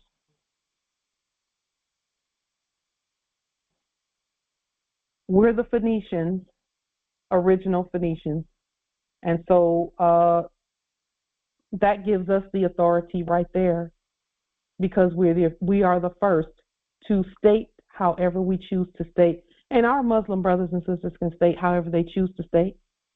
They can if they choose to do that. We're looking at the Muslim. Yes, we're looking, and most people from fake Israel say Muslim also. Most of them say most of the ones that the subjects in the office of head of fake Israel say Muslim, because they already know that they're acting or were acting. Over the last few days and weeks, well, and actually, we've been stating that our ancestors were here the whole time anyway. But over the last few days and weeks, we've been demonstrating in a way that is making that manifest. Even the Muslims know, the ones who are at in the office of head imams know that the Muslims, that the word Muslim and the Muslims are the heads. They've known that. And again, we're not mad at Muslims. We love them. We're not minimizing them. We love them. Those are our brothers and sisters. And so, let me see. I saw something earlier that I wanted to show you about that. Let's see, where is it?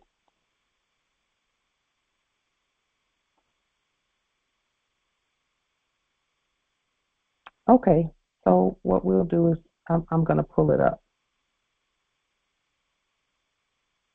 So let me, because this is just another something in what we were doing that let us know that our ancestors have always been here, and they left the gates are wide open for us.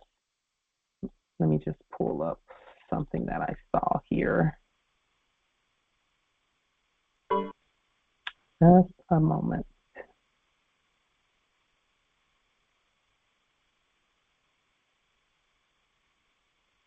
I'm going to make sure that I pull it up properly.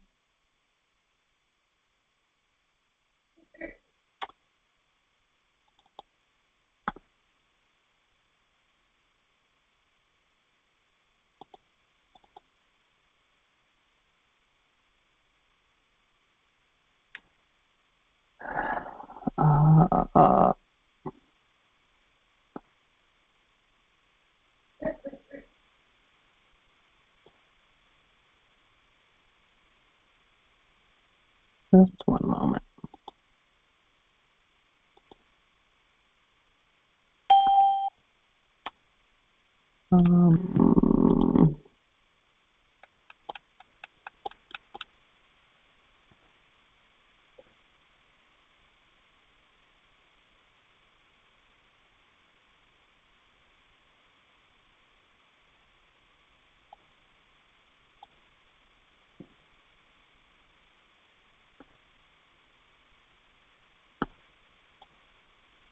Okay, here it is. Something that I want to share with you.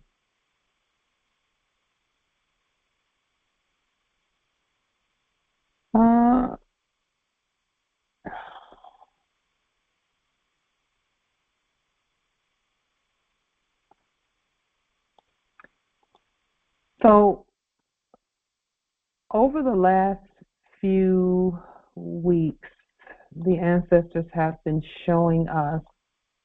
Here, let me share this with you.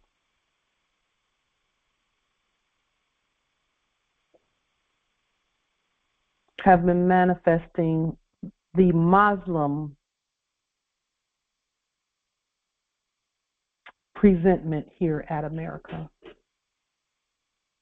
as we continue to do the work that we're doing. The door has been wide open always, but so over the last few days and weeks, we've been looking at some things. One of the things we came across as we were demonstrating and doing things was the American Muslim Foundation, which is over a group of Muslim cemeteries. And we looked up the word cemetery. Again, we're not looking at death, we're looking at eternal life. We live forever. We literally live forever. We know that for sure now. We knew it for sure before, but we know for sure now. Because some Moors have been concerned, and I know I was one that was just looking at, the process. But as I was looking at the process of, first of all, the planting or the burial of the dead, of the Moors who transition. I can't call them dead because they're not dead, they're still alive. This particular topic came up, and in my research, this presentment presented itself. And as I began to speak to subjects in the office of, they are well aware of who we are. At one point, one of the subjects that I was speaking to introduced himself as the manager. I said, no, you're the subject in the office of manager. He said, and then he said manager again, and I said, no, you're the subject in the office of manager. And he immediately got into subject status and began to speak in a manner that a subject would speak. Because, we say things, spells are cast 2 or 3 times. If you get to the 3rd time, then it's a different story. And they know our science. But as I was getting more information, the American Muslim Foundation has been over, and let me state that properly. I'm restating American Muslim Foundation, has been over all things Muslim on the land, no matter where the land is. And the Muslims, we honor them because they've been holding those spaces and places. So with that being stated, I did not find a whole lot of information about the American Muslim Foundation. However, they have been at, and I can't say they because it's still we, when properly stated, have been at the gate of the plane of souls. They've been at the gate of the plane of souls.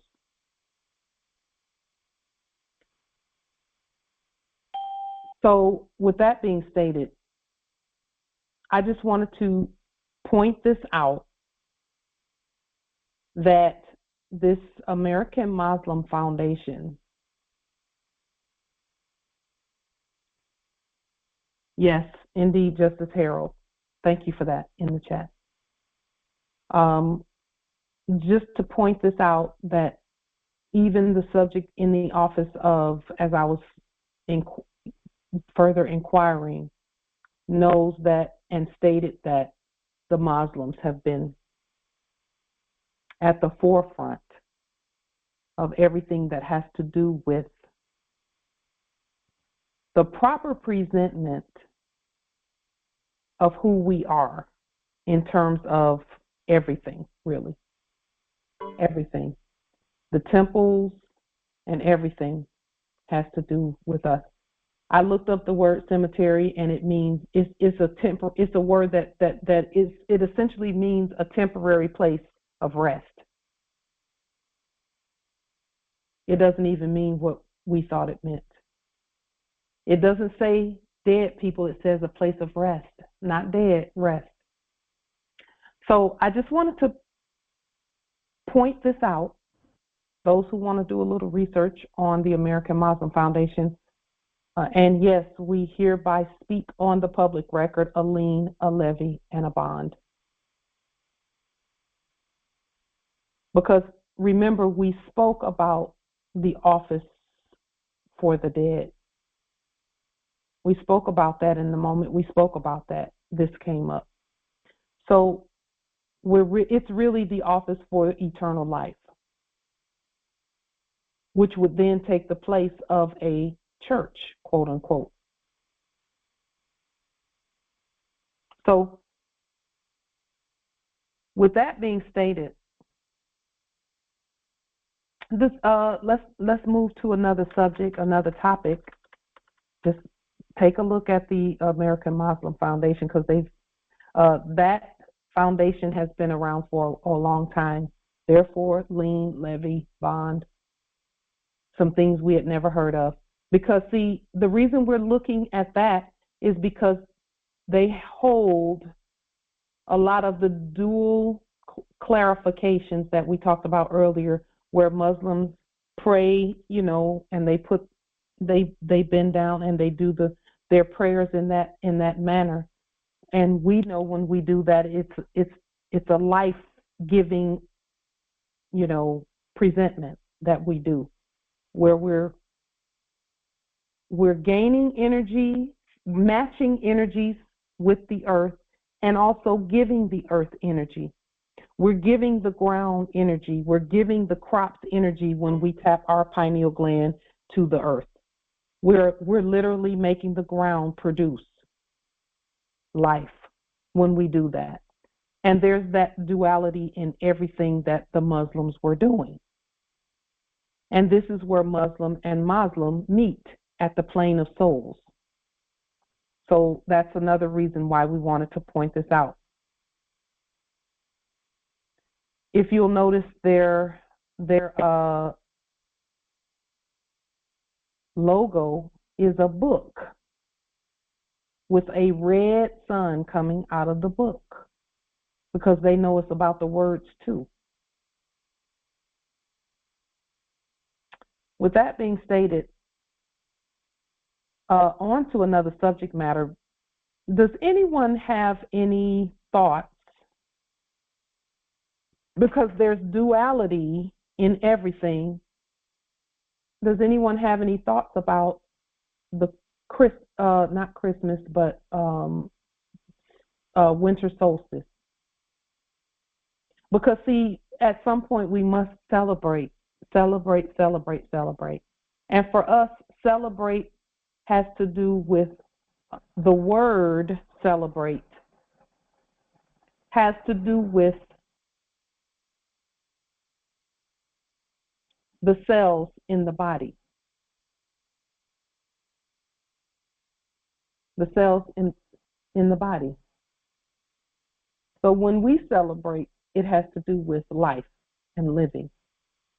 We must restate all holy days, because they stood for something. They represented, they were being represented. But winter solstice, does anyone have any thoughts on those? And then I'll give you my thoughts on it. Islam, Empress. Well, I'm kind of like not confused, but like perplexed at the point of the winter solstice, from the point of just winter and the word winter, and how from ancient time I know we had three seasons. We had the spring, we had the summer, and we had the autumn. Yeah. And so winter came with the ice age. Yeah. And now that we are transitioning out of the ice age, the solstice of what was formerly known as winter would have a revealing of the true meaning of what that that day and that energy would truly mean. So with that stated, that solstice time seems to me to be of rest and recovery and to reflect, to give thanks for the harvest that has been received, and to start making time for the plans for the new season of spring to come forward. That's just what comes to mind when I just reflect on what I just stated. Islam.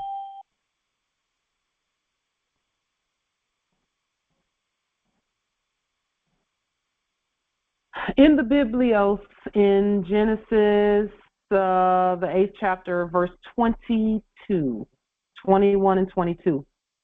This is when Noah first came out. After the flood, he came out and he built an altar, much like what we have done. We've demonstrated, where we altered all the documents back to original. It says, when the Lord smelled the pleasing aroma, he said in his heart, never again will I curse the ground because of man, even though every inclination of his heart is evil from his youth. And never again will I destroy all living creatures as I have done. As long as the earth endures, seed time and harvest, cold and heat, summer and winter, day and night shall never cease. So then for us, we're looking at it from a place of celebration then. Rest, renewal, celebration.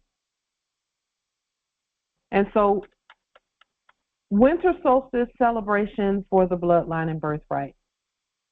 This is our suggestion. This is a suggestion for our nation, because we really do. We know that there was duality. Again, we want to clarify the duality.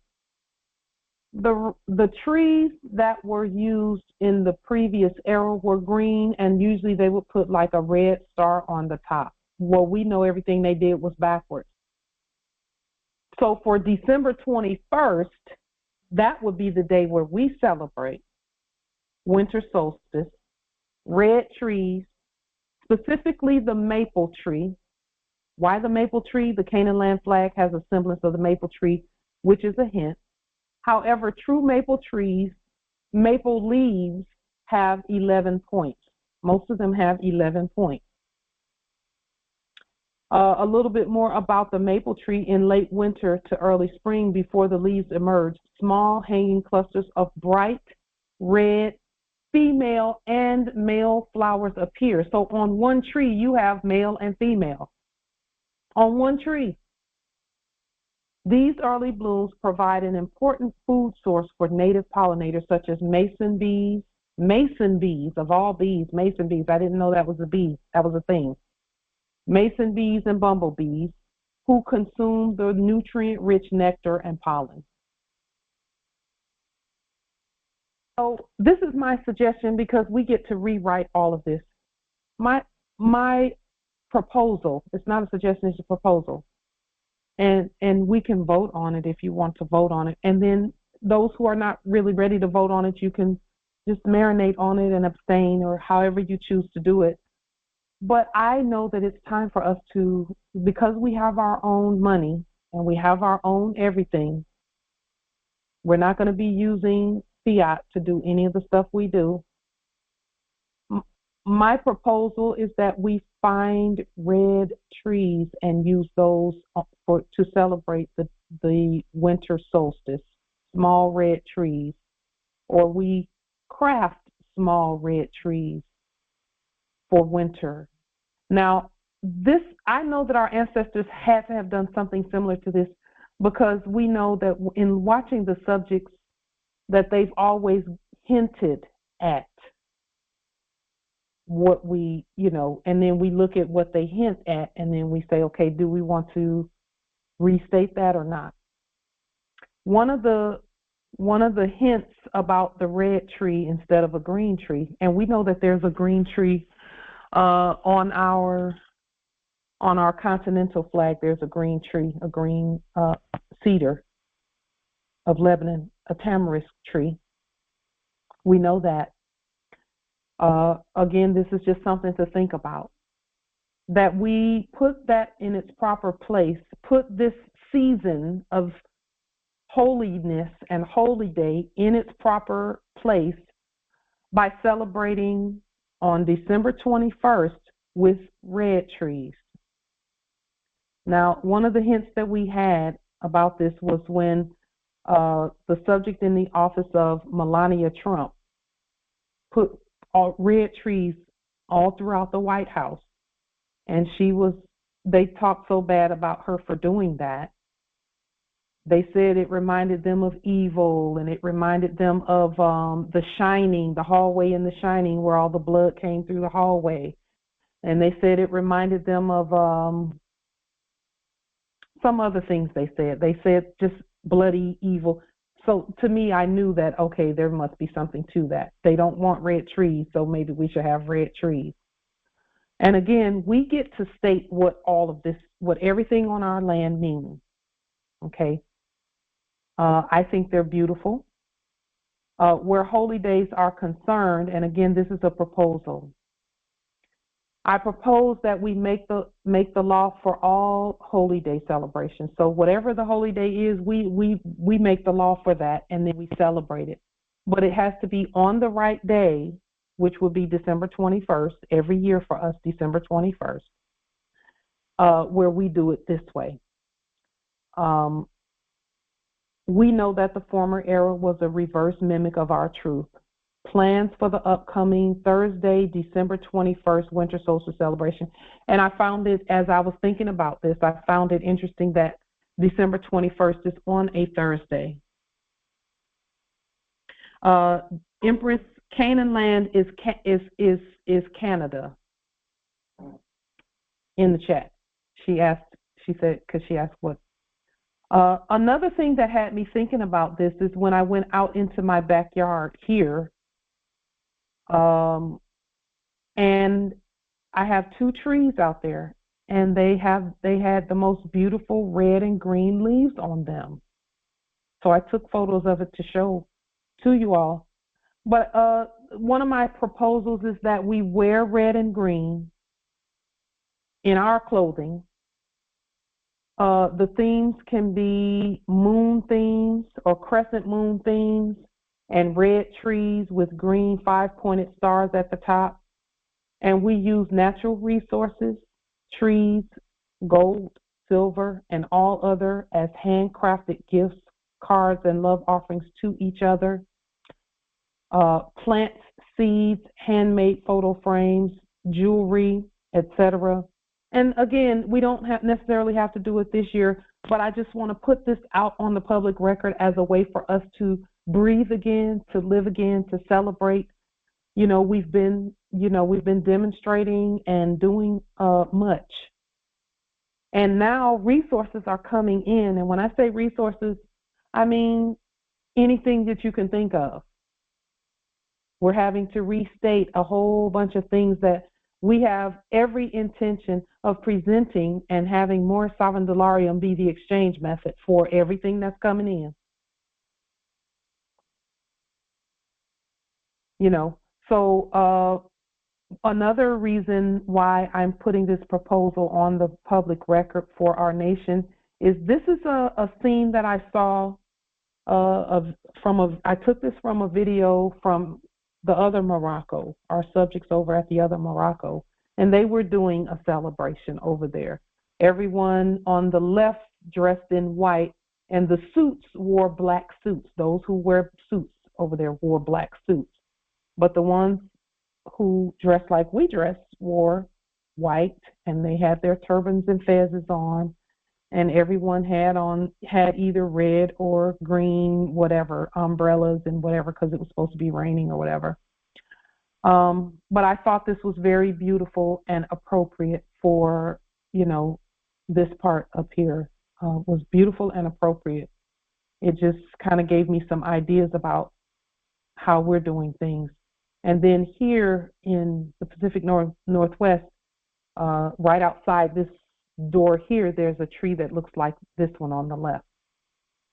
The leaves have fallen off of it now, but they're absolutely beautiful. This is a red maple, and then there's also red oak. The 11 points represent or presented by Canaan land on the maple leaf, because their flag has the maple leaf.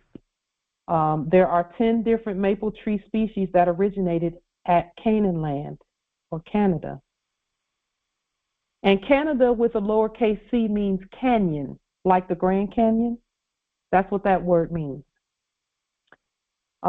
Maple symbolizes balance, love, longevity, and abundance. It also speaks of success, generosity, and practicality. So I just wanted to put this on the public record. Are there any thoughts on maybe next year beginning to celebrate in this manner? Any thoughts on it for our nation?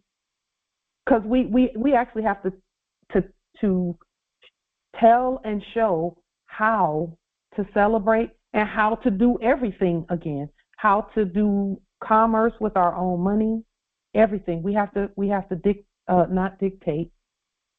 Dictate being, because that word D-I-C-T means word, like dictionary, and A-T-E means to state. It's part of the word state, or to state. So what are there any thoughts on having or on introducing to our nation this type of a celebration or a way to celebrate winter solstice?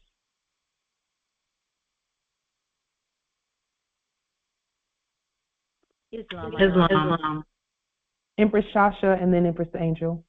I'm just affirming. I love the idea. I love those red trees, and it's all. I'm going to be diving in this year. Yeah. Because we can actually, you know, if there are no red trees near your territories, we can always begin to produce red trees, where, you know, whether they be artificial red trees at first or red trees that grow in the ground, we can begin to produce them either way. Right. I have almond trees there called Indian almonds, real natural almonds, and they have large leaves, and they turn, I'll take a photo for next time, they turn a beautiful red. Really? The leaves turn, there's yellow, orange, but they're such a vibrant red. So I'll take a photo and share. Yeah. I know I'll be hanging some things in those. Yeah. And so, yeah. Yes, indeed. Anyone else? Thank you, Empress Shasha. Empress Angel. I don't know, by listening and looking at this photo before me and everybody, and my previous statement, can we restate winter to be red solstice?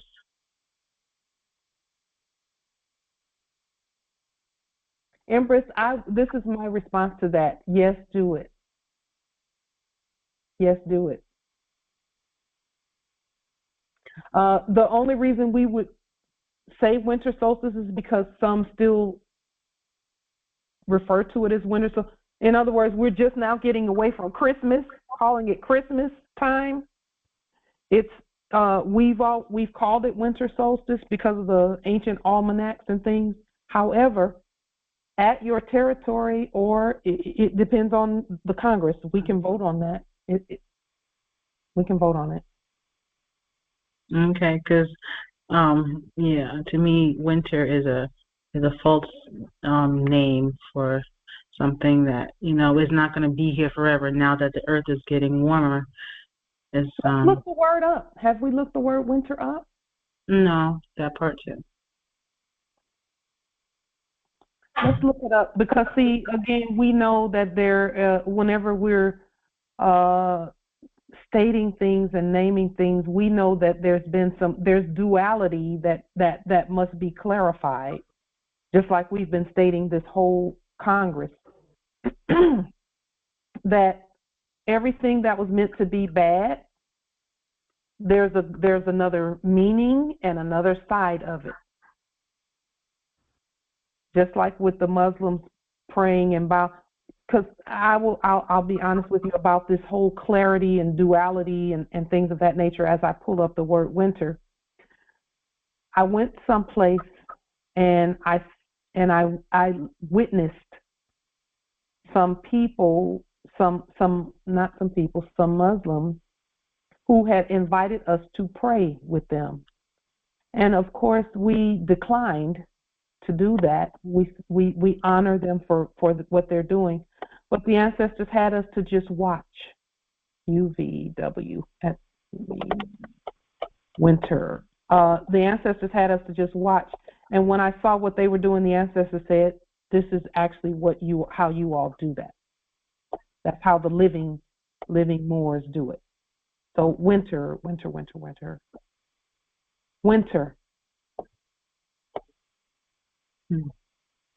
I'm looking at them as well, as I was in the class laws today as well. It says a period of 3 months, whether reckoned astronomically from the winter solstice on December 21st to the vernal equinox on March 21st. Ooh, that's our time. That's our time. Or according to the conventional method used in the United States as including December, January, and February. In a popular sense, the cold months. And that's what you're talking about there, Empress, the cold months. Mm-hmm.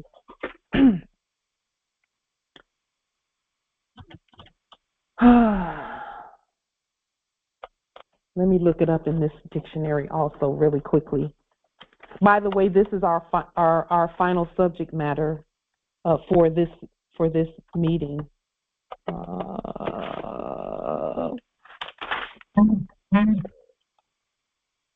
Winter. There's a noun and there's an adjective, of course.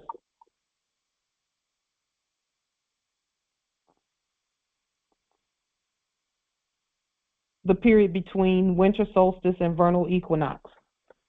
To me, that just absolutely just sounds so celebratory, but resting, like you said, Empress.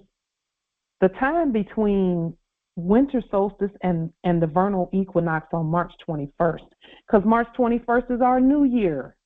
Yes. You know.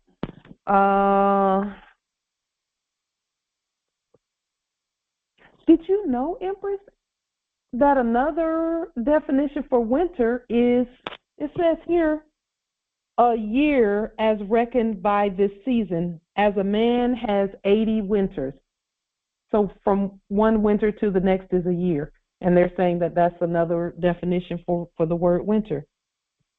It says, I got to read this part too. We know we don't have these, but it says any period regarded like winter as a time of decline, dreariness, adversity, etc. That's what it says here. And then, but it also says the last portion of grain brought home at the end of harvest, or the state of having all the grain on a farm reaped and stored. Also, the rural feast held in celebration of the ingathering of the crop. Mm-hmm. That sounds like everything I stated previously, and I did not know nor read the definition. It's just what the intuitional spirit, was, leading by the sense of life and what it is. Interesting.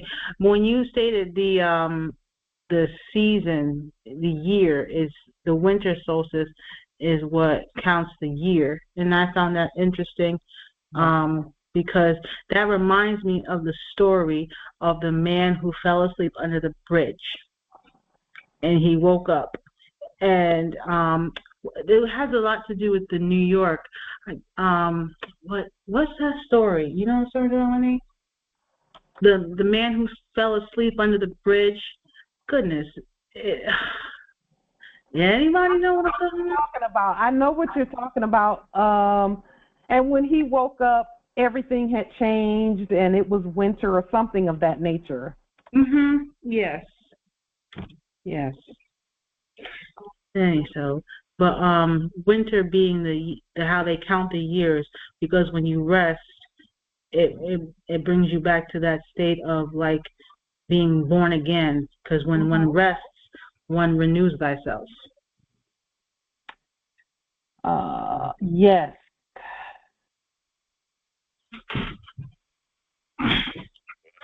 Islam. So, Islam. That's me. Okay. I just wanted to add also in winter noun etymology, water, wet. The Ooh. And then as Empress Angel just stated about the what did she say about the water in the beginning, and we come from the water. Then when we go also to the cold or the cooler times and the wet times, when seeds are cool, there's that, they need that cold time of rest so that when they come forth in the spring, they're full of life, but they need that resting, cool. Yeah. So that's just what I wanted to add in there.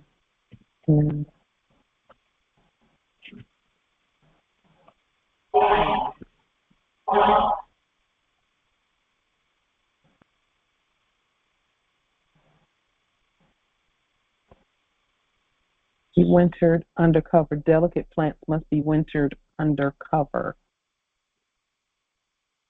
And Empress, Empress Angel, what was it that you wanted to change it to? Red. To red what? Red winter? Red solstice. Red solstice.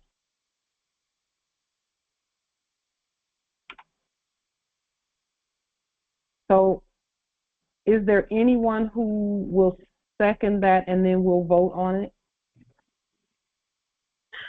I mean, after all this research, it makes sense to abstain from that part of changing it from winter to red. Well, Empress, can we? Will it be okay to revisit this? Yes. If that's okay with you. Yes, sure. Okay. Because even though you said abstain, I think that everything is worth looking at. If it came to you, it came from the spirit. So we'll revisit it again later, like in a few months, or as the spirit leads, if that's okay with you, or whenever you want to bring it back up. I don't know about. I don't think abstain. Abstain temporarily or something, because I just know that when you say something or whenever we say things, something put it there. Something put it there, and we just never want to overlook what's put there by the spirit. It may not be for that time period. It may be for us to look at later, which most of the things we do is that way. Most of the things that we put out is for us to put it out there first, plant the seed, and then water it and watch it grow later. So, if that's okay with you, Empress Angel? Yes, I affirm. Islam. I just think everything bears looking at. Islam, Empress Shasha. I agree. I think we should. I'm thinking. I hear what angels. I do. Saying or stating. Yeah. When I think about the word red or the color red, because it's a visual when we make the sound, and there's a visual, even as I see the trees, because the trees out there are red and the leaves and some of them. Yeah. But red is a passionate color. Red is about eating and fire and power, and the season is the opposite. It is that resting season. So there's it's a little, it's like opposite poles of a magnet at that point when I hear renaming the season, because it's the rest before the passion fires through. Yeah. So that would be my input on a no vote. but we will hold off. I don't like the term abstain either, but we will, as you state, revisit this later. Yeah. I think that it's important that we start looking at, when people say, well, what do Moors do for, around December? What do they do for Christmas? Well, we don't do Christmas, but we do winter solstice, and it's a very celebratory time with the red trees, and and when we say winter solstice, they will know what that means at this point.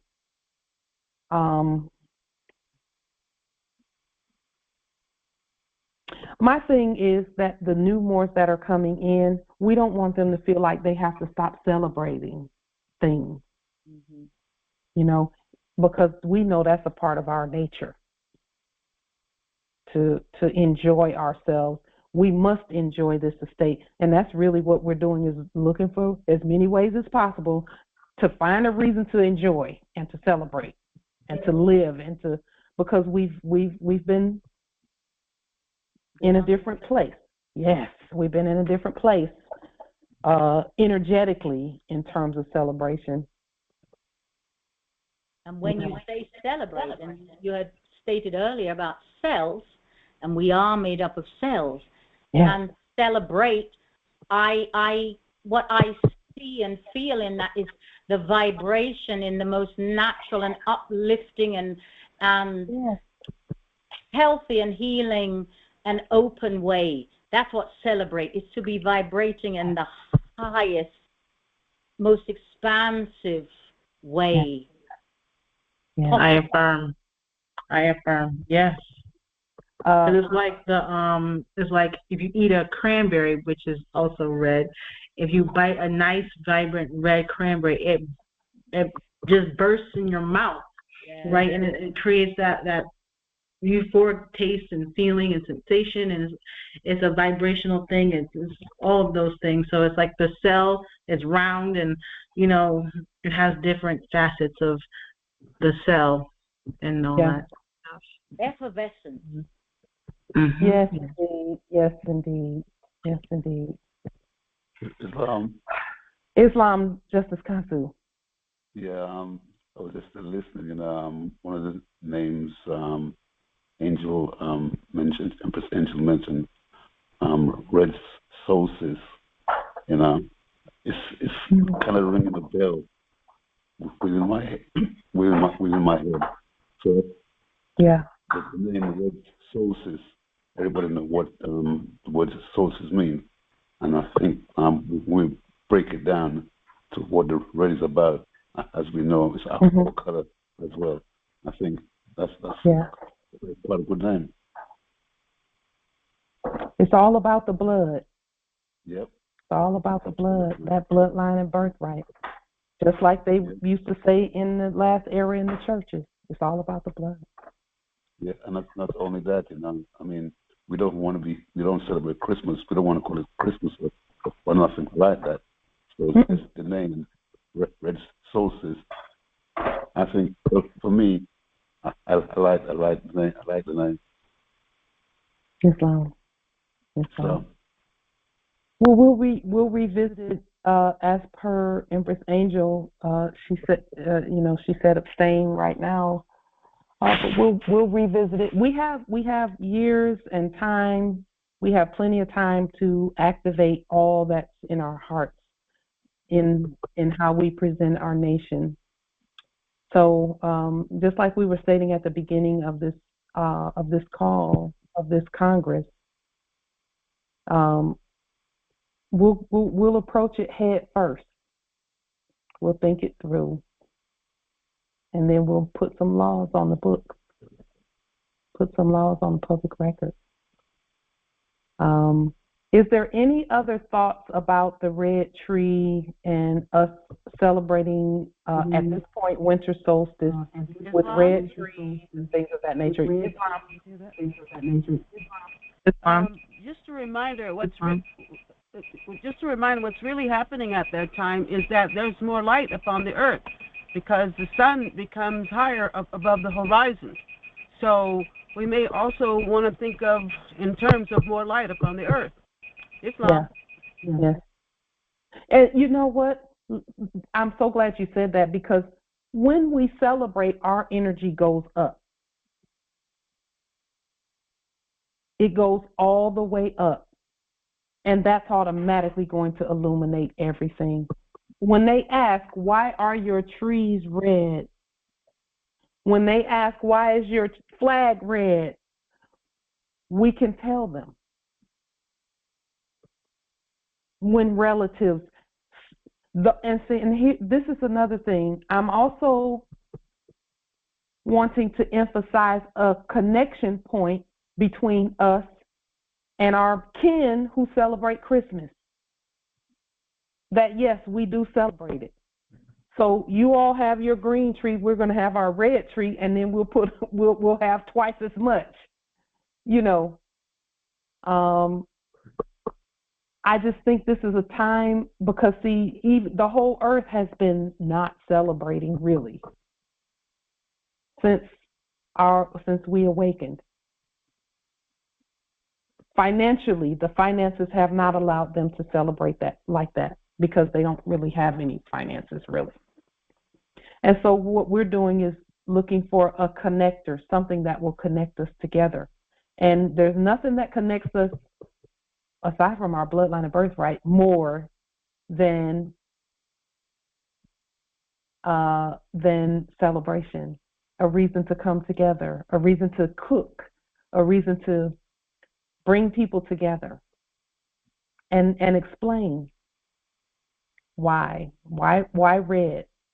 Why red trees? Well, the maple tree, the red cedar, the red, you know what? I even looked up the term red evergreen, which is kind of like an oxymoron, and some things came up. So with that being stated, I just wanted to put it on the record. We'll revisit this as well. Islam Empress. Wanted to add to the 3 days there's no light. Also, the Earth stops spinning at that point from the 22nd through the 25th, and then in the 25th, then it starts rotating back in the opposite direction. So so we can have spring, summer, and fall again. Yeah, that starts on the really at the end of the 21st. At the beginning of the 22nd is when the sun takes its greatest dip and stays down. Those are the times when daylight is the shortest. So for us, that's still a celebratory time, because we know that rest and renewal is here. Rest, renewal, and then the celebration of, because see, the following month we have Prophet Noble Drew Ali's born day, solar return. We also have January 1st, which is the celebration of the rise of the Red House.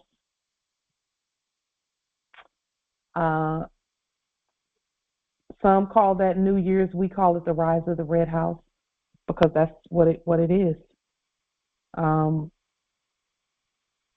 And then our New Year. And also December 21st, that specific day, with it being so directly connected to March 21st, to our New Year. It's New Year's Day every day from December 21st to March 21st, really, for us. So I just wanted to put that out there, something for us to think about, presenting, and beginning to actually put into action and celebrate and prepare for, so that around December, around a couple of months before December 21st, we can start preparing to celebrate in this manner. With that being stated, I have nothing further for this. Islam? Yes, Islam. This idea just popped in my head. I was thinking, since every all nations have their own calendar, we should be thinking about making our own Moorish American calendar.